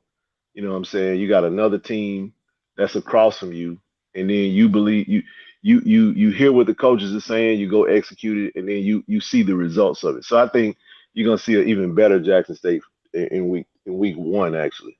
So I pause. Go ahead, Zoe. I want to ask you a question, because the one thing about it, forget the fans and so all the peers and the commentators and everything else. You know those saying, the only people that tell the truth are drunk kids and angry people, right? Mm-hmm. Well, in football or any type of sport, or in football, the one thing that's going to always tell the truth is who? The players. Right. All right. So after the game in the press conference, they got bold about Jackson State. What was the difference with their offense? You know what I'm saying? That caused you guys issues. First thing he said was, man, their wide receivers are fast. It was like, man, that wide receivers are good. Mm. But now, out their own mouth, but then, everybody else is like, they lost everything. They ain't got nothing. Now, granted, some people say, well, we hadn't seen it. And that's fine. I get that. And I can't argue with that. They hadn't seen it. But the thing is, when we talk about our DBs, Travis Hunter, as good as he was, he didn't start the majority of the season last year. Right. You know who the starters were? But Brazil, even though they say they ain't seen it, the mere fact that the dink and dunk stuff came up, when you seen that boy put that a beautiful spiral straight to Rico, hit him right in stride, you know what I'm saying? Name me his quarterback, because I think the SWAC do a whole lot of dinking and dunking, because it ain't no elite quarterback play in the HBCU football. I actually include Musa. I'm saying there ain't no elite quarterback play. So if you see but this is why I say that though. Okay, if you say it was dinking and dunking, you go to show me the player that you've seen the last time you seen somebody throw 20. How many consecutive passes? 22 consecutive passes. I'm just saying the amount of stuff that's got to happen in order for that to happen, bro. It's like, man, at some point you're running out of, you're starting to sound stupid. And you start minimizing what you saw, because that was impressive. You know what's crazy? The only quarterback that came close to even doing it was Shador when he completed his first 17 passes against FAMU. 17, yeah. That's right. And here's the irony. It's two totally different offenses.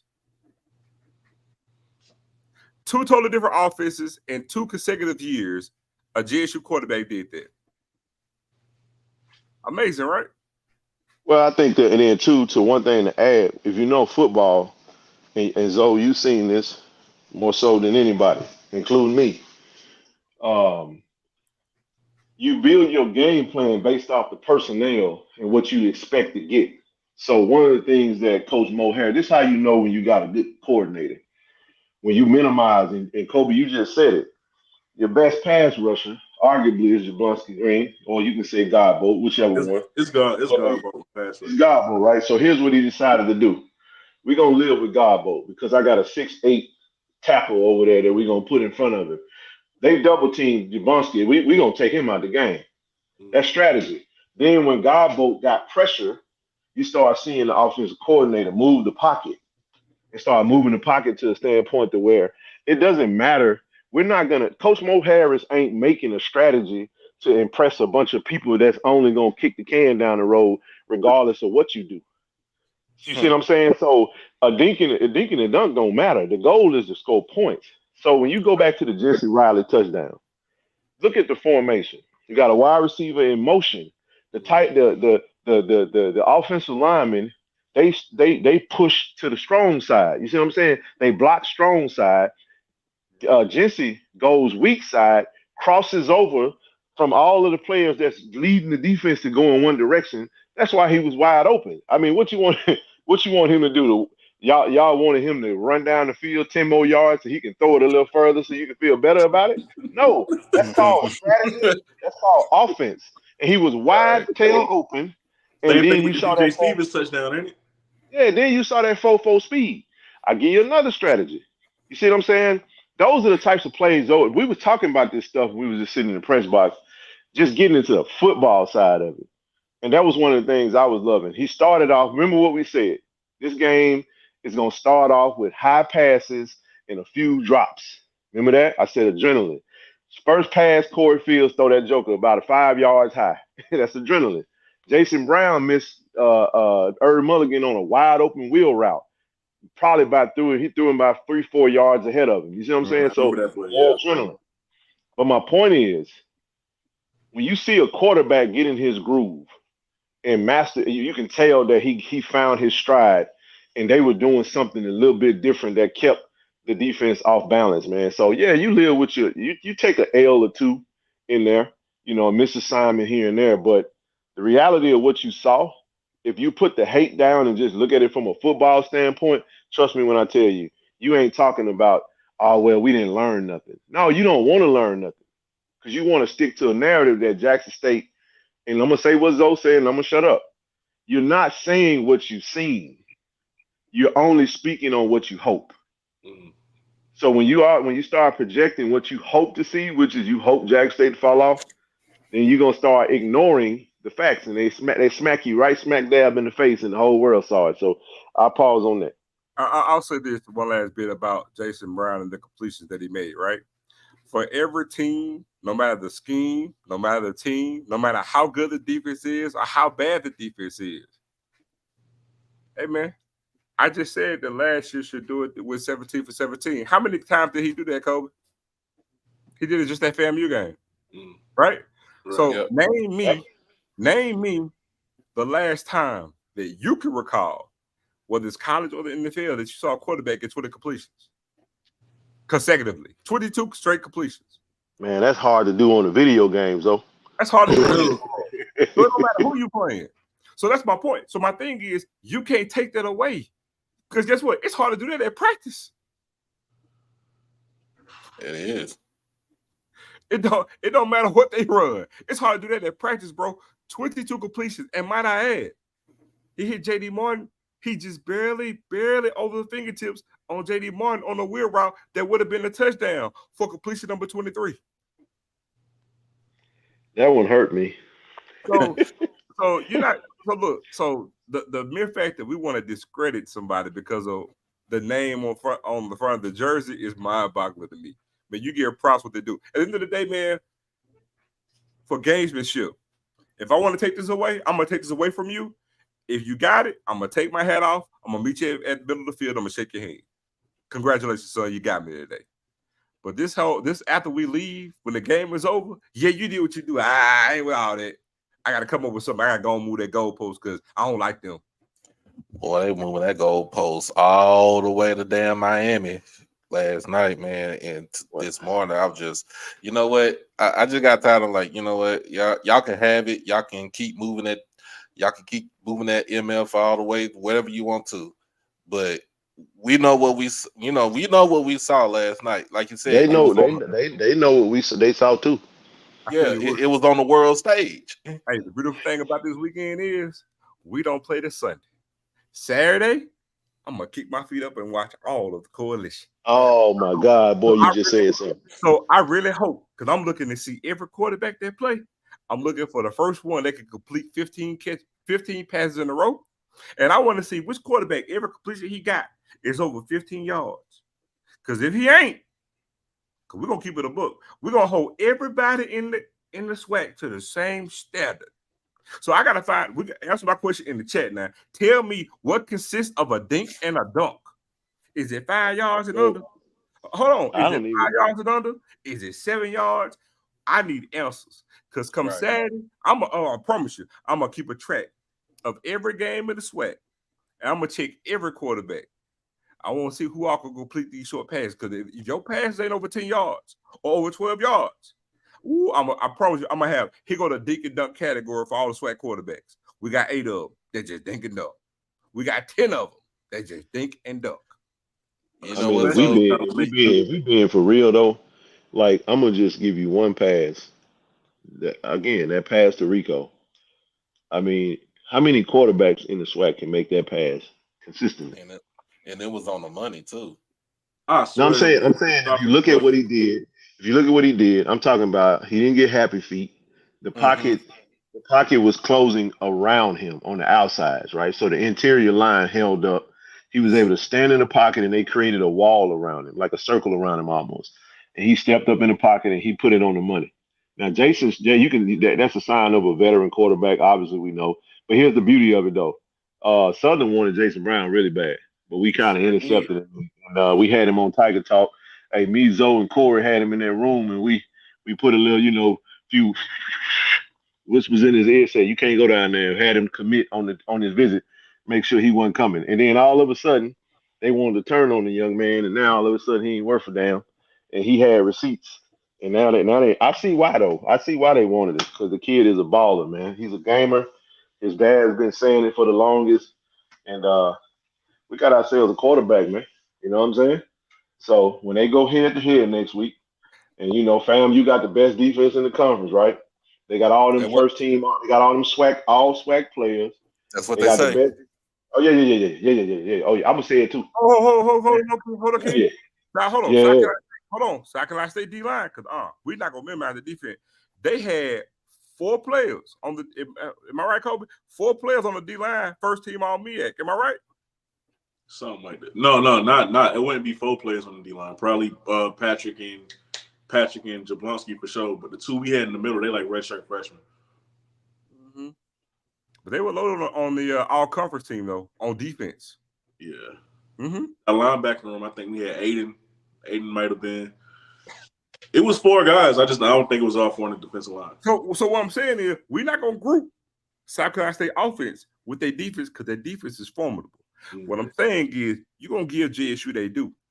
And again, this is not to even knock them on the performance. That all we're saying is we dominated a damn good defense. Mm-hmm. Give us our due because the jury's still out. Again, that's a good point. The thing is, it's just game 1. We don't know. They still writing their book. South Carolina State come out here, they end up finishing 7-4.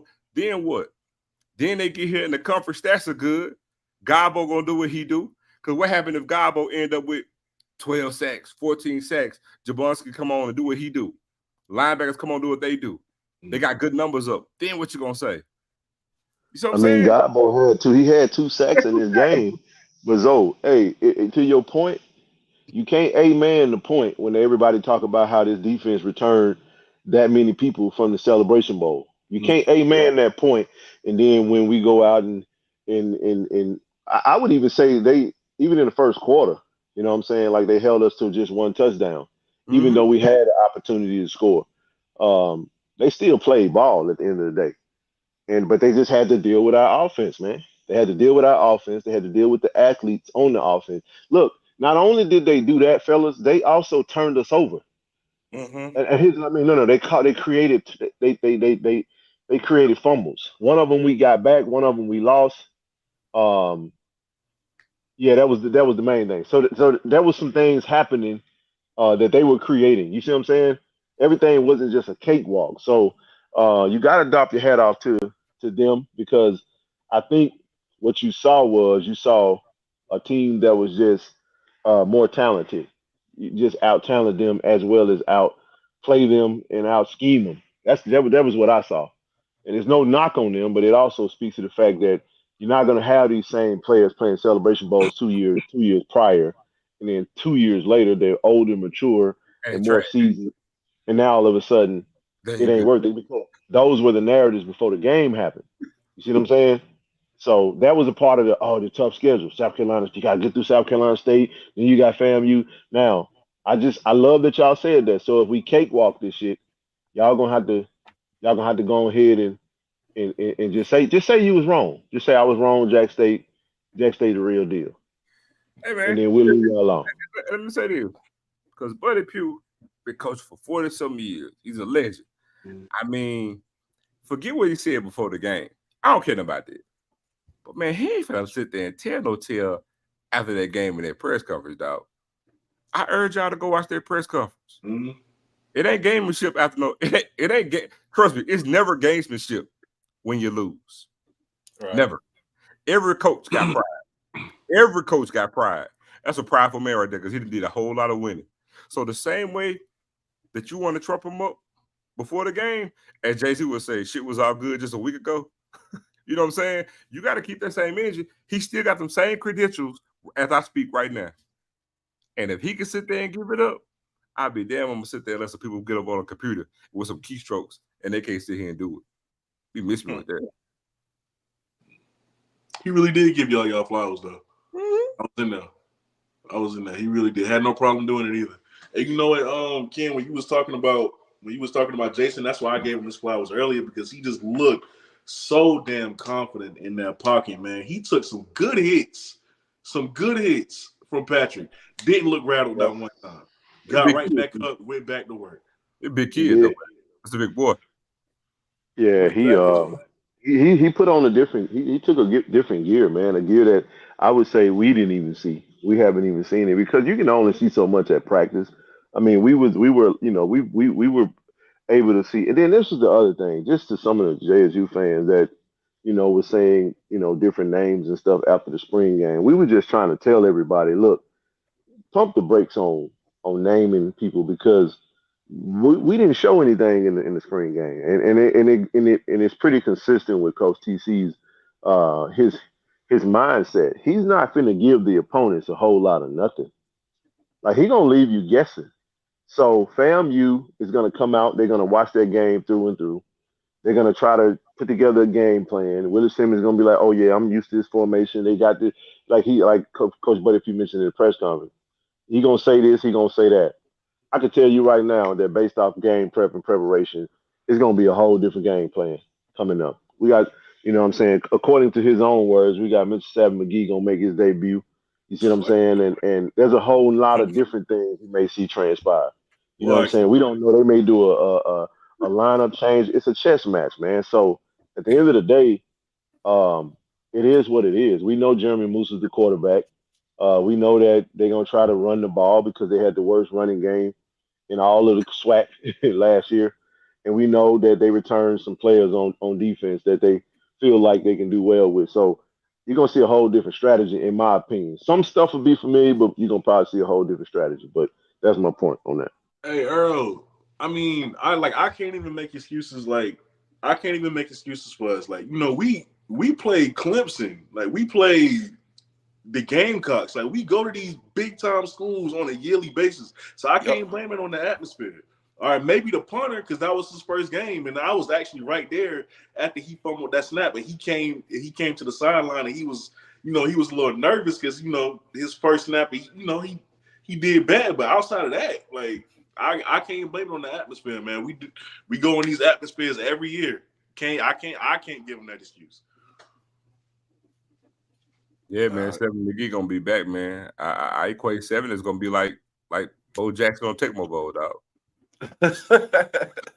If you know, you know. If you know, you know. Oh, boy, brought back some nostalgia on that right If there. you know, you know. Ultimately, we're gonna run backwards and still go back at the touchdown. If you know, you know. Man, that's crazy. I already knew what you were saying. Hey, So Bo Jackson should let you milk the clock, man. You could just run around the field until the time run out. There you go. Hey, all right. So, I got like a few minutes left, and I only meant to do like 2 hours at the most. Before we get out though, I don't really I don't want to give too much attention to the BS. Y'all know exactly what I'm talking about, man. But why? Why? What was the need for that? Like, if y'all upgraded, why? Like, why you care about? You thought these people was criminals? Like, what you worry about them for? Oh, I was a little confused where you were going at first. Now I know what you're talking about, though. I knew. I knew. You know what, man? I'll be real brief on that one, man. I think at the end of the day, I think there was some hurt feelings, man, based off of the things that was said and when they left or whatever. But it's obvious who's thinking about who. I mean, you got to think about it. It wasn't just her though, bro. I'm not gonna spend no time talking about that young lady, man, because that's pretty obvious, man. But the ones I'm gonna talk about, and Zoe know exactly where I'm going with this. It wasn't just that side of it that was feeling like, you know, kind of feeling on the outside looking in and having some, man, maybe some regrets. I'm not saying that the Sanders family or anything like that were having any regrets, but I can assure you that there were some players that made some decisions to hit the portal that saw that energy, saw that experience yesterday, saw that game, and thought to themselves, man, maybe I didn't make the right decision. Right. You know what I'm saying? I know that for a fact. I'm not even gonna go any further with that. But the nonsense when it comes to that, bro, is like, if you really have elevated and you really are where you say you are. Cause see, I don't spend no time thinking about them haters, man. You know what I'm saying? I don't really give no care at the end of the day. You know what I'm saying? If you want to talk football, let's talk some football. But I ain't gonna get no whole lot of attention to no hater, because I got to come down to your level in order to address it. And I thought it was stupid to put that out there, because you open yourself up for attacks. And here's why. And I say this and I'm done. That video was already out there. When P. Diddy went out on BET, he said he was giving $1 million to Dion and Jackson State because what? We should play for us. So the pledge was there. He already kept the promise or whatnot. So it was nothing new that happened other than the fact that he showed up. It was a big stage. It was a good look. And I can tell you what happened. Whoever she felt, I think she saw what was happening, the shine, the happy moment, and she wanted to interject herself and try to rain on our parade, and it spoke a little bit more about her than it did us. And I could just say this, man, them comments got real nasty. So I don't think she used a lot of good judgment on opening herself up for that type of attack. And now her dad got to go and play. Because I'm gonna say this, and I swear I'm done that when I say this. Zoe said we're gonna be watching football Saturday. I'm gonna be watching the SWAC, but I'm also gonna be watching Colorado versus TCU. And I can assure you, because of that conversation, because of what we talking about, her pops lose to TCU, depending on how it looks, how good, it's going to be a whole lot of folks talking on the internet. It's going to be the coaches in the Pac-12 talking. It's going to be some HBCU folks doing some talking, and she might even get tagged on a little bit of it. So I thought it was just lack of judgment to even interject yourself.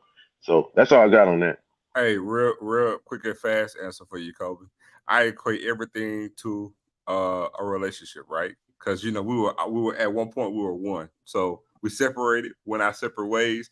And the funny thing about going your separate ways, when you actually over somebody and you moved on, you ain't got to say nothing. Because last time I checked, it was us that were on TV. We just enjoying ourselves, basking in the glow of our success, and somebody else that you used to deal with feel the need to see what you're doing and got with your new boo.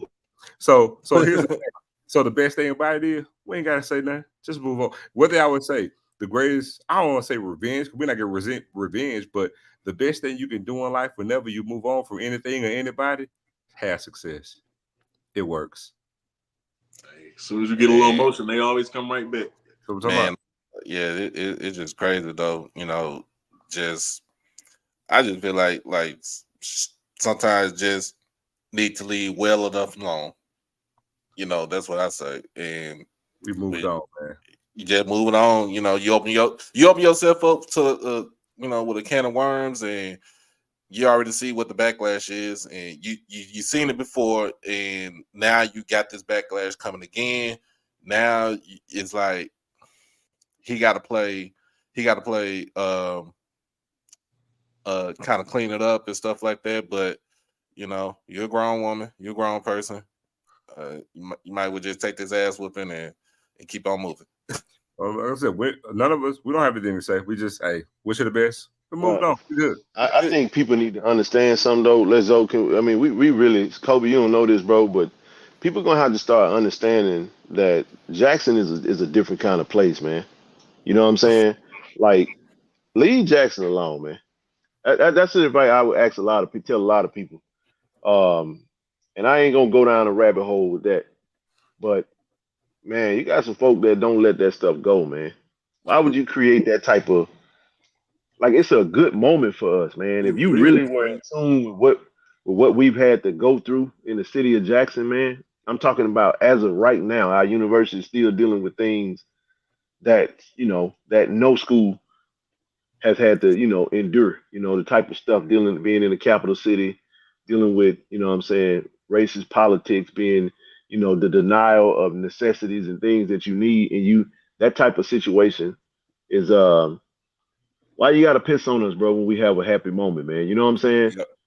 All because you said something that was taken out of context and you basically just lied. So that's what I would say, man. Just people need to understand that you don't want to create that type of, because the world is different now, man. We're in the internet driven age, and people can take what you say on the internet, man, and take it into a direction that you don't want to take it. Because I looked at some of them comments, man, it got nasty, man. It got real nasty.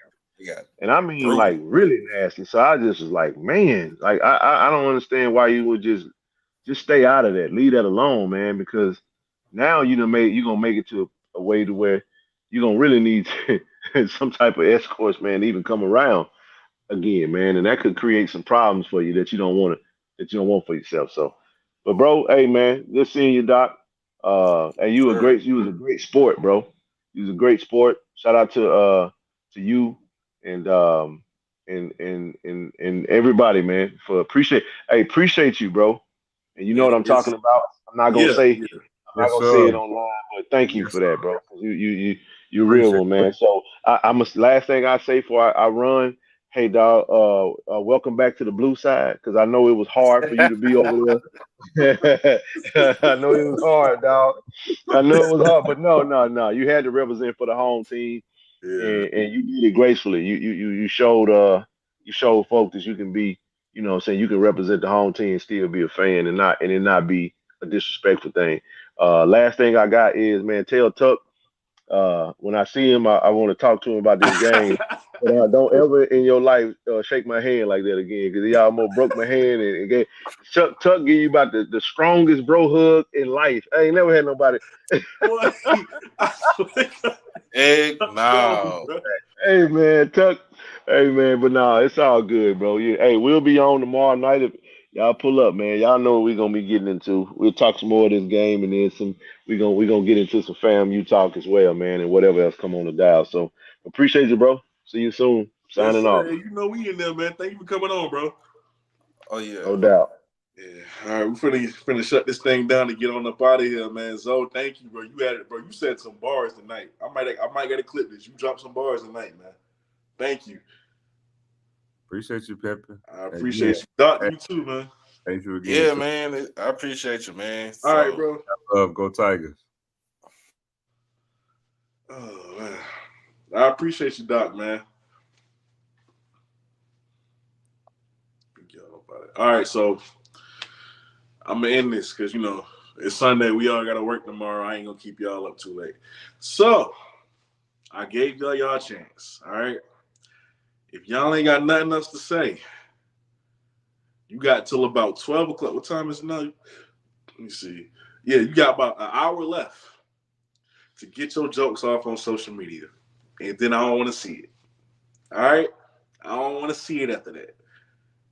I done gave y'all a chance to get it out. I done gave y'all a chance to get your laughs on. All right? Now we should be good. All right? Don't worry about us. For the rest of the season, we going to be all right. Probably not the next 2 weeks because, we got some big opponents. But after that, when MEAC play start, we going to be all right. Don't worry about us. This might not even be the last time. Who knows? But yeah, man, thank y'all so much for tuning in. Y'all showed out in a major way. Please do not forget to hit that subscribe button if you have not done so.